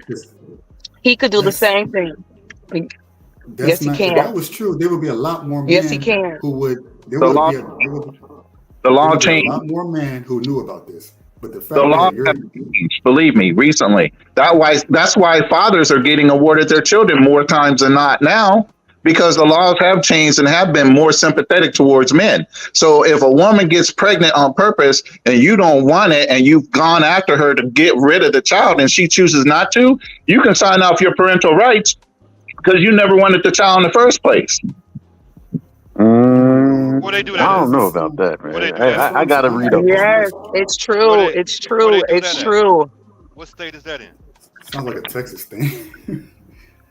I live in Texas, by the way, but I don't know if it's in Texas. I think it's in a lot of the states. I don't know what states there are. Man, if this was a thing, I'm telling you, it would be like nationwide news. It wouldn't even be something like a fringe. I'm hearing it for the first time. Because if this was the case, a lot of men would be hip to something like this. This wouldn't be like an underground thing. It would be like breaking news. This is a widespread thing across the nation. Guess what, man? You can sign away your parental rights if you said you didn't want the kid, but the lady decided to keep the kid, and you don't have to deal with child support if you don't really. That doesn't sound. It doesn't sound right. Now I don't know for sure. I'm gonna do my research because I'm curious, but. Just like how they're trying to repeal no-fault divorce in a lot of states, that's become big news. So I'm with you, Joseph. I think if that were the case widespread, it'd definitely be a major headline. I mean, that's a big change to the structure. The change would be so drastic. You talk about the legal system, the family court system, all of them taking a financial and economic hit. So what Roman is saying is true. That means these individuals who are making the laws, who are getting paid from the very laws that keep these men in bondage to these situations that is heavily against them. You're saying they're voting in favor of making it somewhat balanced or at least somewhat fair. And I just don't. If that was true, it would be something I would already know about. Now, if I don't know about it, I need to be pointing in that direction. But I think a lot of men would be hip to it. And I mean, they barely want to approve male birth control, man. I mean, it's so damn one-sided. I don't even know where to start. It's like, but just take a look around, It's one-sided if you have sex with me and you come in me and there, I mean that's the probability. Like there's a possibility I'm gonna get pregnant. So now that the fun is over, what you just don't want the responsibility no more? Cause what shit You have happens? 30 forms of birth control. You only get pregnant if you want to these days, and you have I 9 don't months take to birth carry the child control. to term. So I you just know, looked up. women have some responsibility in this too. Morning after. It is Yeah. legal in Texas to voluntarily terminate your parental rights as a father in Texas. I'm not Say it taking again, any Mark. birth control. I don't take any birth control. I don't feel like I should have to pump my body with false hormones to trick my body to tell my body that it's pregnant to prevent myself from being pregnant. So what I'm going to do as a responsible adult is I'm going to make sure that I use protection so that that doesn't happen. Or the morning Well, after speaking pill. generally, he's speaking generally. I mean, you're speaking personally, but we're talking about by and large, the majority of women. This is what happens. Like you It's a yourself aren't doing it. responsibility. You need to put on a condom, guy. That's just it. You're not. We not gonna even have no accidents or no slip up. Ain't no dick that I want to feel that good that I know I'm finna bring another baby into this world. I'm just not doing that. That's called being responsible. You have to take responsibility for your sex is a serious thing. It's not just a wham bam. I think the thing we're talking about is like, okay, even Fairness. when let's say if a guy does that and the condom breaks and He has much more to lose. the woman gets pregnant and he's like, hey, I don't want to, can you do what you need to do so we don't prevent this from happening? She has the power to decide whether she wants to do that or not, because he can't force her to take the morning after pill. He can't force her to go to the abortion clinic. He can, Can I ask this? Okay, what if the agreement is okay, this happened, you have to take the morning after pill. I don't see why a woman, I mean, in the case where she may, be pretentious and she wants, money from the guy, that would be a reason why she wouldn't take the morning after pill. But there's a lot that comes with abortions. Or she could change her mind. She could change her mind. She could be sitting there thinking about it, like, you know what? I think I do want a child right now, or I don't think it's right that I do that. She can change her mind at the last second. Listen, That's I'm true cool too. with the kids. I'm cool with the kids and having the kids. I agree with Maya. Yes, a man should take responsibility. You go into a woman, you go into a raw, even with a condom, sometimes it breaks. There's a possibility a pregnancy can come from that. The only issue I have is the overhanded burden on the man if the relationship doesn't work out between a male and a female. It's not at all, not even close to equal. So it's not even, he's basically, it's a ball and chain. So even if a man wants to have a child with a particular woman, he has to think so far ahead in the future, like, okay, is this woman going to potentially screw me in the future? Is something going to come up where she's going to decide she doesn't want me anymore and she's going to dump me and take the kids and then I have to fight? What if I fall in love with this kid?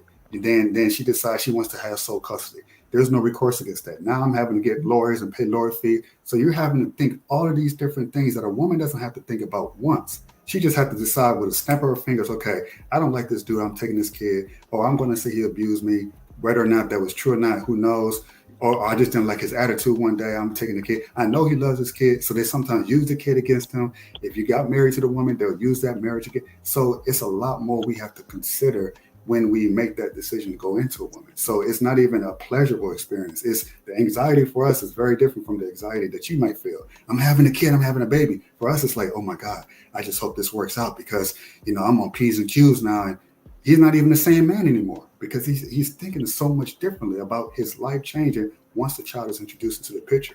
I think children are beautiful. I think they're great. You can say there are accidents, but some things are meant to happen. I love kids.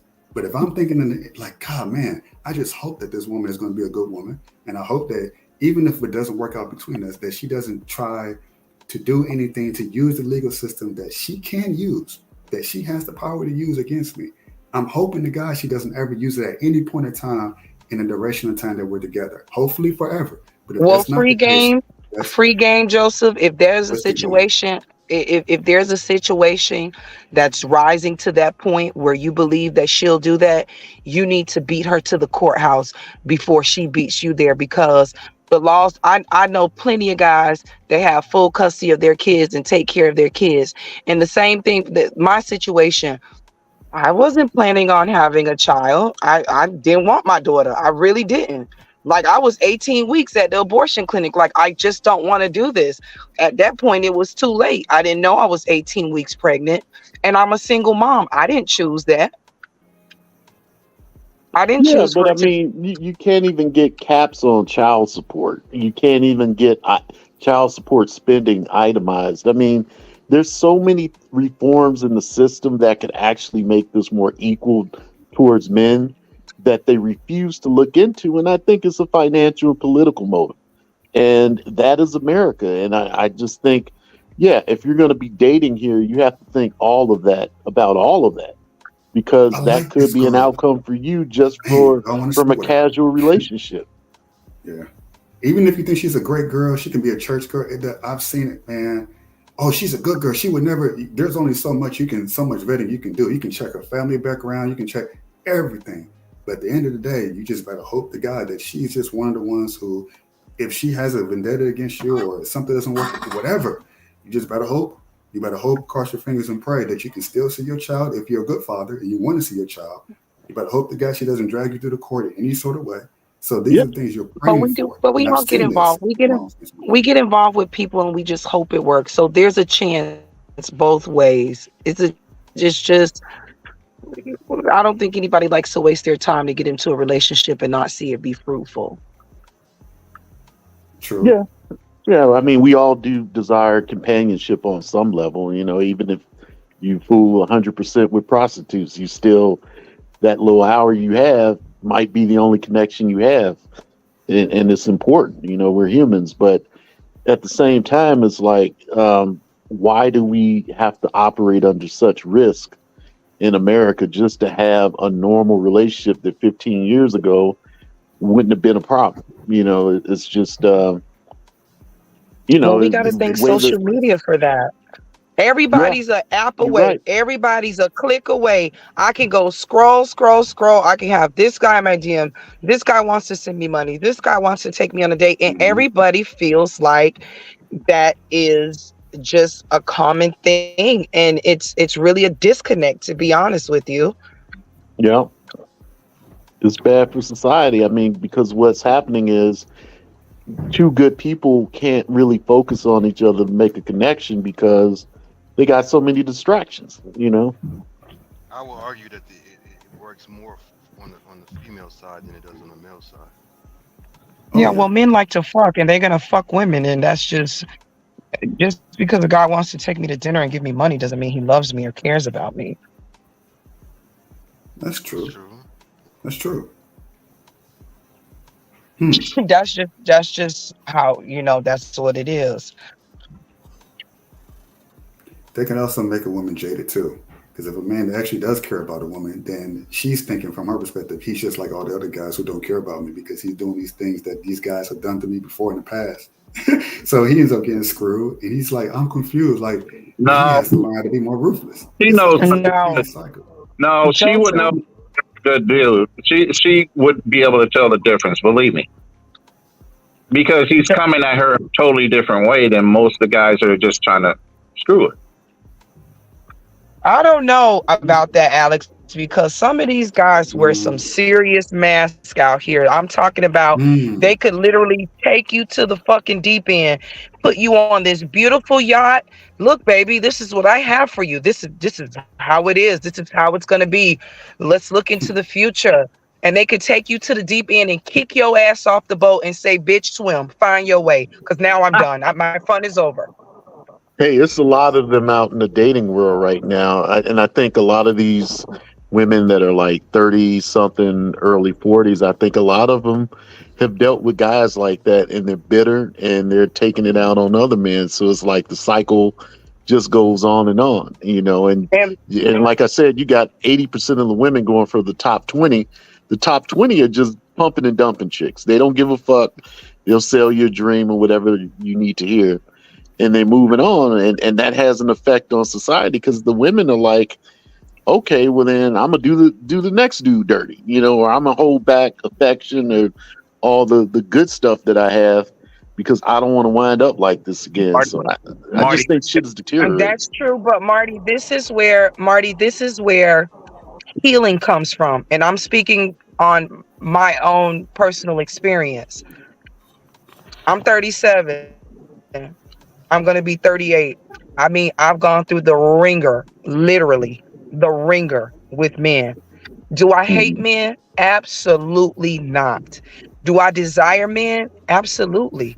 I love men. I love the very essence of a man. However, I had to take some time out for myself to reflect on why am I attracting the same men or why it's not happening for me. And a lot of it is common fucking sense. Women, we're fucking delusional. I'm going to be honest with you. Women are fucking delusional.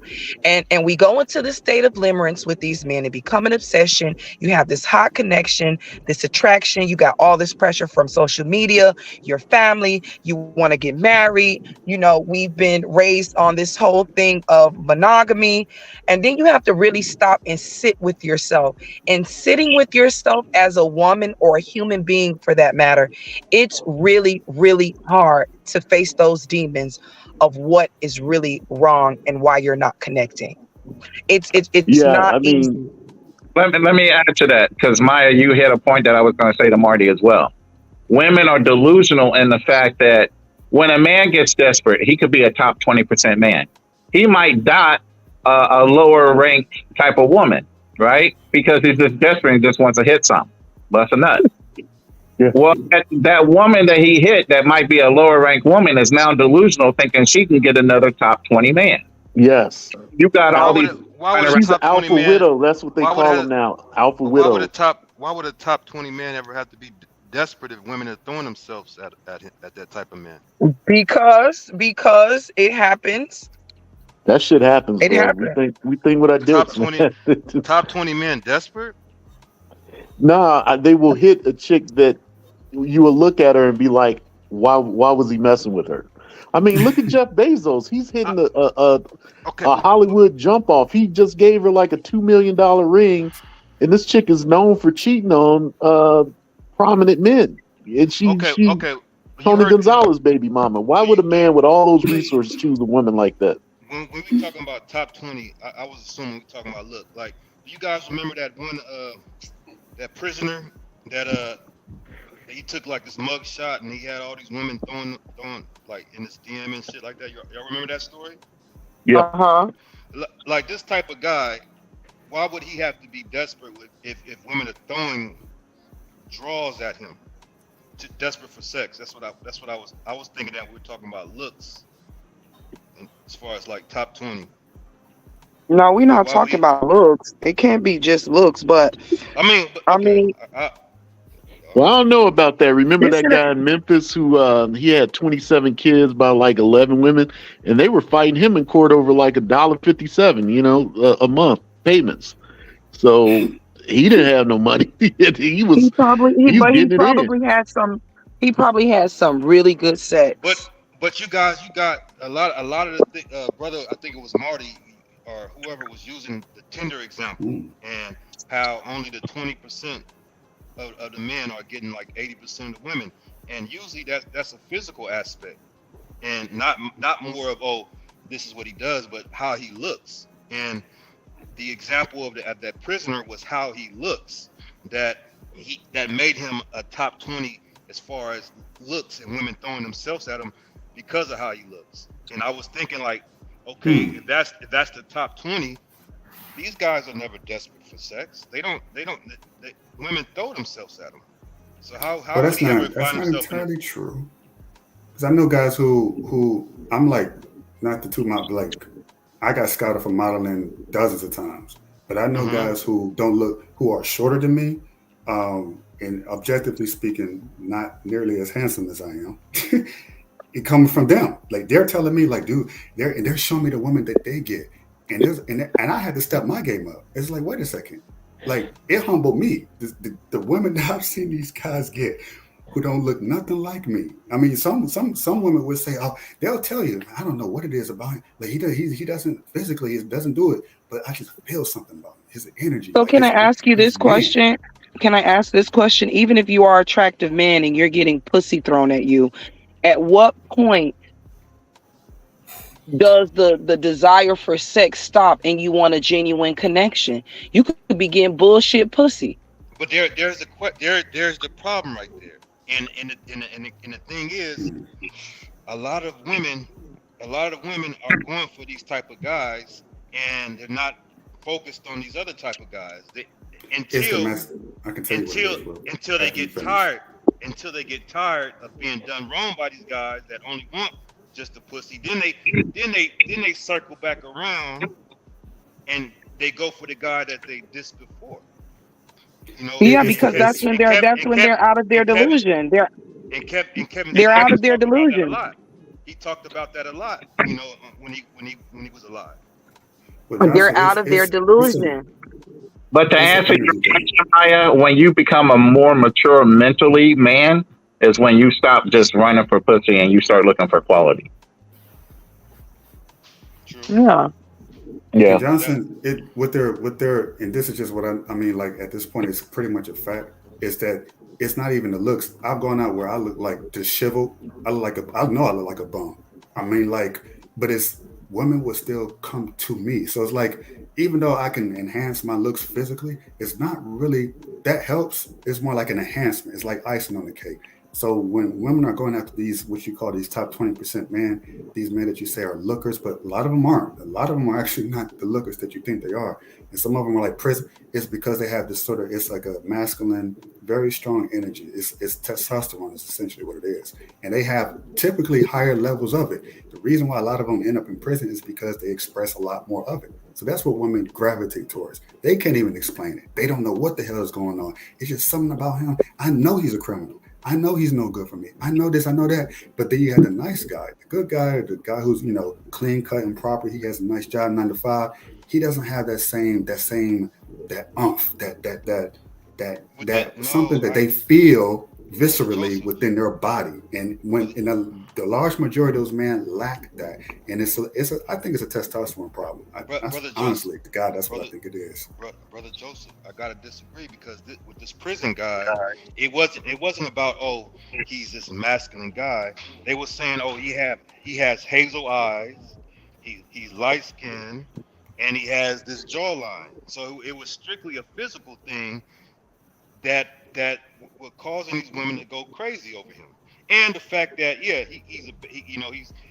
has that element of being a bad boy, but it was the physical thing about it that attracted, because there's pretty of mug shots online, but this particular one, this guy looked like a Vogue model, you know what I'm saying, like, and that's what he ended up becoming. I think that's what he ended up modeling after that, and it's being starring in movies. But it was the physical aspect about that guy that attracted these women to him.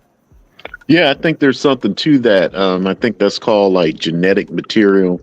Like women and men too will seek out those that have the elite physical features, facial features, strong jawline, sharp nose for the women, eyes are, equal from each other, and, eye shapes, so on and so forth. I've had women approach me and say they wanted a baby with good hair. And there you go. That's it. Confirm that. Yep. And they will scout for this stuff. I'm not saying physical isn't a factor. It's definitely it's icing on it. You're seeing it from the very physical aspect, but I'm saying the majority of guys like Jeremy Mixes, who you're talking about, they're not.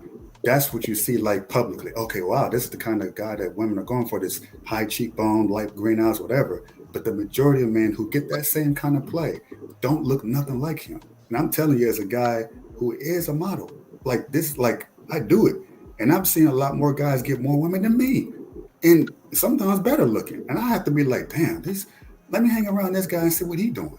And that's where I boiled it down to, and that's what they showed me. It has nothing to it has a lot less to do with the physical looks that you think, because if you get deformed as a man physically in some way, you can still get play. I've seen. I'm not trying to be funny. I've seen midgets. I've seen midgets get really good looking women. I've seen guys who like players and pimps that they aren't like these slick back looking guys that you think they are. They're just not. I've seen it too many times where it's like, wait a second, it's not just about models or really handsome, good-looking dudes or tall guys like myself. In fact, guys like me, we coast on it. We rely too much on it, and so we kind of get lazy about it. Oh, because that's the genetic material y'all talking about.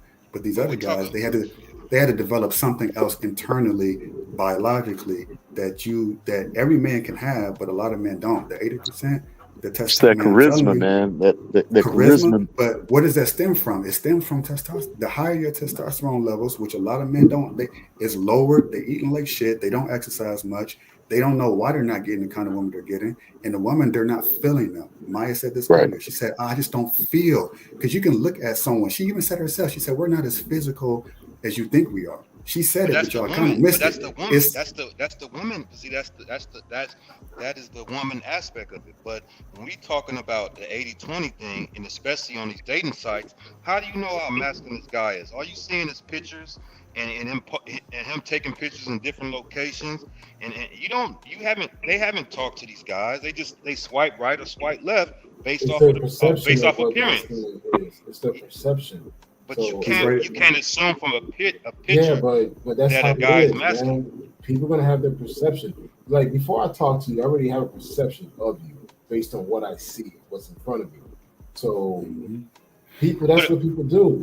People What are about gonna keep. what about put the perception out, right? Let's say I'm taking all these masculine pictures on Tinder, and then we find so you perceive me, okay, this is a masculine man, and then I come to you, I'm like, hey, how you doing? I'm all, you know what I'm saying? Like, so She gonna be turned on the minute that voice come on.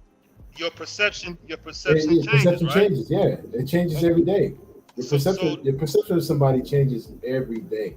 So again, based on the pictures that I've seen of you, I may think that you're a masculine guy, but then I meet you, you're 5'2" with a squeaky voice. But yeah, it's like, okay, you sound and look completely different than what you post, and that's how it is. Social media does that. Social media portrays a false image of a lot of people.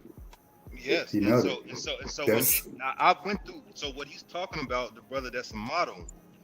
When we're talking about, we're talking about the physical thing, and that gets you through the door. We have two different things. We have the physical and we have the relationship part. Now, you may be getting these guys that you're talking about that don't look as good as you said, or are not, model type like you, but they're getting these chicks that you say, oh, how did he get her? Maybe he got her not on a physical thing, but on a relationship thing. Because I would go through the same problem. Energy thing. I would go through the same problem. I would get women based on the physical aspects of how I looked and things like that. But I wouldn't get them on the relationship aspect. Another guy would get them, and usually it would be a But guy think about this. that didn't look good as me. So I was the sex. I was the guy they had fun with. But the guy they end up in a relationship with and having, a long-term commitment type of thing didn't have that aspect that I had. But Johnson, energy and compatibility and hormones play a big role in that as well. That's it. Massive role. Like bigger than a lot of guys want to admit. So they'll say what they say, Pookie, Tyrone, Chet, and all these other things, but they're talking about these men who have high masculine energy that women, I'm telling you, it's like that shit's scary to me. And women know that. And women know, I might know Pookie is gonna dig me down. He's gonna give me the greatest fucking sex, but he might not be worth 2 fucking pennies. But ideally, the woman wants the guy who's going to commit to her in that way, but she can't feel that same energy that she get from a nice guy that she does from the sex. Yeah, well, this is the same thing where I told you earlier, and this is the same thing that I told you earlier, and I'm being super honest with you. Women, we are delusional in a lot of ways than you men really understand and believe. We have to have this super hot obsession and connection with the person in the beginning to believe that that's love and that's the way that it works, and it doesn't. But you guys don't end up with the Pookie because the Pookie is off to the next woman, right? And you're right. You're right. So because the Pookie got so many options. So, but you guys want to tie down the Pookie, but you can't conform the Pookie. Yeah, So, because women believe that we're changers and we're helpers and we're gonna be empathetic. We're gonna overgive. We're gonna overgive. so they circle after chasing those pookies and not being able to conform the pookie to how they want them. Then they circle back around when they feel like the time is running out to the nice guy. That typically that can happen. They feel that happens a lot. What do you mean? Happens a lot. I don't think it's necessarily that's not typical. It's a lot of experiences and understanding those lessons and those experiences because women we overgive. I'm gonna try to cook for him. I'm gonna try to clean for him. I'm gonna try to do anything to captivate him. Even with a nice guy, you can do those things and it may not necessarily work out. At the end of the day, though, the nice guy's not going to be around because the nice guy already got another woman. What happened? Okay, what happened with Boy Sparkins though? What do you mean? He's that nice guy that the woman circled back around after she had the children by the pookie. Because he was stuck on that woman, and that was his fault. Though. She circled back around. But here's the thing: that was his fault. That was his fault. He should have never been available for her. I have a rule. If you walk away from me, you don't get a second shot. You don't ever go backwards in relationships. If I had a relationship with you and you decided to step away, I don't care for whatever reason it was. And then you turned around and said, you the best I ever had, I don't give a fuck. But he never had that relationship. She didn't give him the opportunity. Then that was a lustful situation on his behalf again. That was still on him. He chose to wait for that woman, even though he knew she wasn't initially interested in him, and she had friends on him. You know those dudes that hang around. But how? The question is how often does that happen? But not with somebody on Dr. Boyce's level. It happens all the time. Oh, that's true. That's true. Yeah, but it was more often. Because he waited for her to come back. He didn't have no side chick while he was waiting for her. Yeah, he waited for her, so that's a big difference versus. Right, exactly. Guys are so infatuated by a woman that they're willing to wait, and that's on them. Yeah, if he's happy, he's happy. Yeah. If he's, we look at it as foolish, but to him, if he's happy and he's like, well, he was stuck on it. It's like no matter how much money you got, how accomplished you are, he was still stuck in that high school. That was my crush phase. That was from decades ago. So, and it carried with him all the way till he had a chance, even after she had all of this other stuff going on. That, to him, in his mind, that's my shot finally, and he's happy with that. So who are we to say, oh well, you know? And while he was waiting for his finances, reinforce his physical, reinforce all the things, so that when he finally had that opportunity, he got her that time. So while he's improving himself, so it's still not a negative in one respect, but at the same time, it was his choice to wait, because a nice guy at the end of the day can always get another different woman. He got her when she felt like she had no other options. But that was his choice to wait and But the thing is, he's happy. That's the point. He's happy, right? You know, he's happy being the last option. He's happy that she had to go through all of that. And then in his mind, he's probably thinking, oh, well, you know, at the end of the day, she ended up with me. And to us, it's like, well, damn, you were the last option. But in his mind, him being the last option was that's a good thing. And or maybe that's the best he could do. You know, it's just yeah. My thing is this: he's happy. It's like I know a lot of guys like to reference him, but the man is happy, and he has money. It's just, you know, let him live. And that's what it all boils down. Whatever somebody's personal choice is, or whatever works for that person, that's what works for them. If that's something that doesn't work for you, it doesn't work for you, and it's really just that simple. But as man, I can say that we show off the girls and the women that we have in our lives. We do. Oh, look at this girl I got. Damn. And we will check each other. Oh, damn, dude, you can do better than that. Like, man, I know. Come on, man. She's like a 6. She can do like an 8. Come on, man. So but a 6 to you might be a 10 to him. A 6 to you might be a 10 to him. Yeah. You do you understand what I'm saying? I see some. Listen. You can ask Kanal. I talked to him about a lot of personal things. I feel like I'm a beautiful woman. I'm in shape. I got a nice body.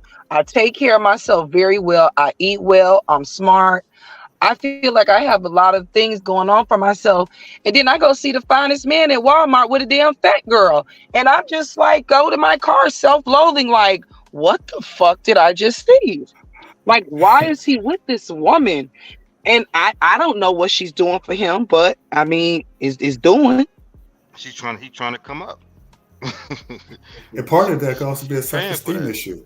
So we can say on one hand, oh well, they're happy, but on the other hand, it's like if you dig deeper into, well, why is this really handsome dude with this like 200, 300 pound woman? You can also say, well, they're happy, but if you look at his history, if you were to get to know the guy, you'll find out he has some deep-seated self-esteem issues that maybe he No, feels like he's it's not not even worthy. that, brother. No, but It's that not. It's might not be even that. true. It's That not might be even that. true. It's not even that, brother. He What you down think? bad. He's down He's down bad. bad. And I he's agree, Johnson. trying I to get agree. his shit. He found a woman. He probably living off of her. He probably driving her car. You seen Baby Boy. Yeah, well, You seen yeah, Baby Boy. I that's mean, Baby Boy is a real life situation, right? So yeah. when you see that, just know. When I see that too. When I see that, I know. Oh, this brother he trying to come up. He down bad. Yeah, but if you look like that, you can come up on a rich. I mean, look, Ain't no I've been bad a chick. strip. Ain't no bad chick gonna do that for him because she got options. She I've got heard all of these. that. That's very true, Johnson, because I'm in Vegas. I live in Vegas. I'm in Vegas right now, right? Yes, they will. These bad chicks in my apartment complex. I see bad chicks here don't work. I know they don't work because I see them around all the time, and I'm pretty sure they staying in this expensive ass apartment because they got some sugar daddy or some OnlyFans type of thing that's paying for them. So they don't have to go take care of no broke, good looking dude. Maybe they might take care of him off of the sugar daddy's money, but Yes, exactly.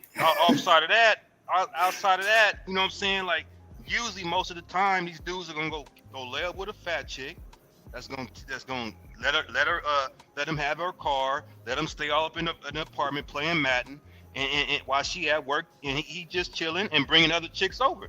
So Oh fuck. you know, I see it too many. I see it happen too many times. That's a problem. See, that's a problem. I'm not. No, I'm not. I'm not gonna be like, dude. Yeah, you happy, bro? Good for you. Nah, I'll be like, dude, come on, man. You better than that. Let's get to the root of this. some men don't want to be. Nah. Some men don't want to be better, and some men do use their looks and their sex to allow women to take care of them. And I mean, I personally feel like they're in their feminine energy at that point, and it happens. I did it. I must admit, I did it when I was like 20 years old. But I'm like, you know what I'm saying? Like I couldn't stay like that. You know what I'm saying? I'm like, nah. You know, I'm with this woman for a little bit, but I'm thinking about how can I get out of this situation? Because I know I'm not physically attracted to this woman, but she give me a place to stay. She's helping me get out my food to eat, and I'm all of my whole mindset was I need to get a job. I need to figure out how the fuck can I get back on my feet, get out of this situation. So you know. Yeah, I never took the bait. I've been offered that kind of situation, and you're right, Mike. Like it is a feminine thing, but it's also kind of like if someone's offering you $1 million, it's hard for you not to take it. But see, like as a man, it's like I want to make my own $1 million, but still, as a human being, you still kind of get that opportunity. It's like, man, she's offering me all of this, and all I have to do is pretend to like her. All I have to do is play with her a little bit, touch her hair a little bit, and make her feel. I have to act like I'm into it just to get. So it's hard to turn it down, but I feel like the more. But you're gonna do what you have to do when you're in survival mode.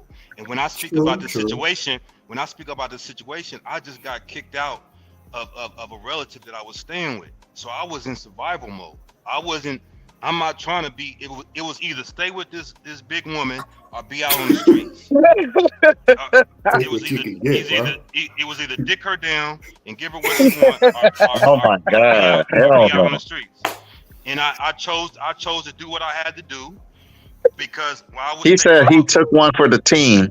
Yeah, because hey, I was able to stay with her, I didn't have to pay rent. I found me a job. I was stacking my money up, and when I had the opportunity to leave, You had to get some of that blackberry pie, huh? Yeah, shit. You remember? Come on back in here and get some more of this blackberry pie. Man, I dreaded it, bro. I dreaded it. But that's what I'm saying. I want to say, like, how does that affect you morally after so long of like dealing with something that you don't want? Because I made a vow to myself, like, if I'm not sexually attracted to a man or physically attracted, or along with some other things, it's just gonna be no. I'm not agreeing to, well, maybe he's this way, or maybe I can settle for this, or I mean, I could work with this. I just can't do that anymore in my life. A lot of women do that, though. I think you're at an age where you wouldn't do it, but a lot of younger women, they will. Yeah, 50 years old, 60 is not really my thing. He's not handsome. He's not my type, but I'll get it because he got, he's established. He got money. He got this. He got all this stuff, material stuff, comforts. She gets with the guy, and then she find out she ended up sleeping with the pool boy because that's the type that she wanted, right? But so a lot of women end up settling. That's just the reality of it. They settle for something they don't. I don't want to do that. I don't want to do that. Oh, but I think I'm getting too old. I'm gonna have to. The ex-president of the United States wife did that. You think so? You think Ivana Trump is attracted to that guy? Hell no, she's not. Hell no, she's not. I don't think he cares if that's the case because he's a billionaire. So he's kind of like, hey. I mean, he had the beauty passion for a long time. So you don't think he was grabbing chicks out of that beauty pageant? Sure. He hosted it, didn't he? He ran. Probably ran through most of them. Oh yeah. But then you can say, well, they only did it for the money. Okay, well, I don't think at that point you're making that kind of money. Would you care? You making chicks are being flown to Dubai to get shit on. They going for the money. Which is just absolutely bizarre to me. Like, at what point do you have some type of boundaries and limits to say, like, okay, this is too much, right? Like at that point, it's not survival. No, it's not. That's greed. That's greed at that point. To let someone defecate on you, it's for money to come back to say you got 10 grand or whatever. That is just like really sick. Chris Rock said it perfectly. He said men can't go back sexually and women can't go back in lifestyle. Once a woman gets accustomed to a certain lifestyle, it's hard for her to want to go back. That's not true. I've been with some pretty elite men, but some things I just can't tolerate. Like, I just can't. I don't care about the money at that point. I care about my fucking sanity and my health. If you're being promiscuous, I don't know what you're doing. I don't want any STDs. I don't know if you're protecting yourself and you're out all night with all these different women, and I'm laying in your bed and it's 4 a.m. and I'm hearing the garage door open or you're out all night and I can't sleep because I don't know where you are. I don't know if you're okay. I don't know if you're out drinking. I don't know if you've been in a car accident. So I'm gonna be vigilant. I'm gonna be awake. I'm gonna be waiting for you. And for me, that's just not a lifestyle for me for money. It's just too much for me. And some women can deal with it. Some women they got a tolerance level for it. And some women do not care about the insanity that they go through just to prove to somebody else that they got them a ball player, or they got a Birkin bag, or they driving in a BMW. So you're a woman.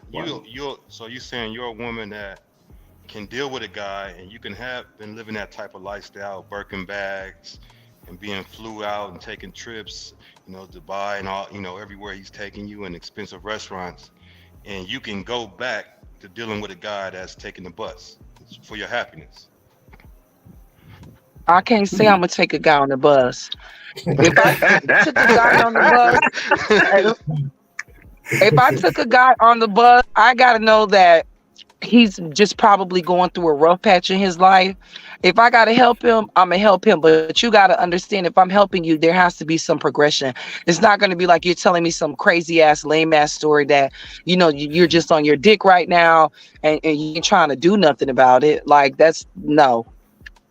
Like if you want to ride a bus because that's what you're accustomed to and you don't want to elevate your life, that's an issue for me. Okay. It got to be progression. You ain't gonna be riding a bus and living in my house and playing video games and you stuck and strained to a job that you hate and you're not making the money and there's no outcome. There has to be some sort of progression.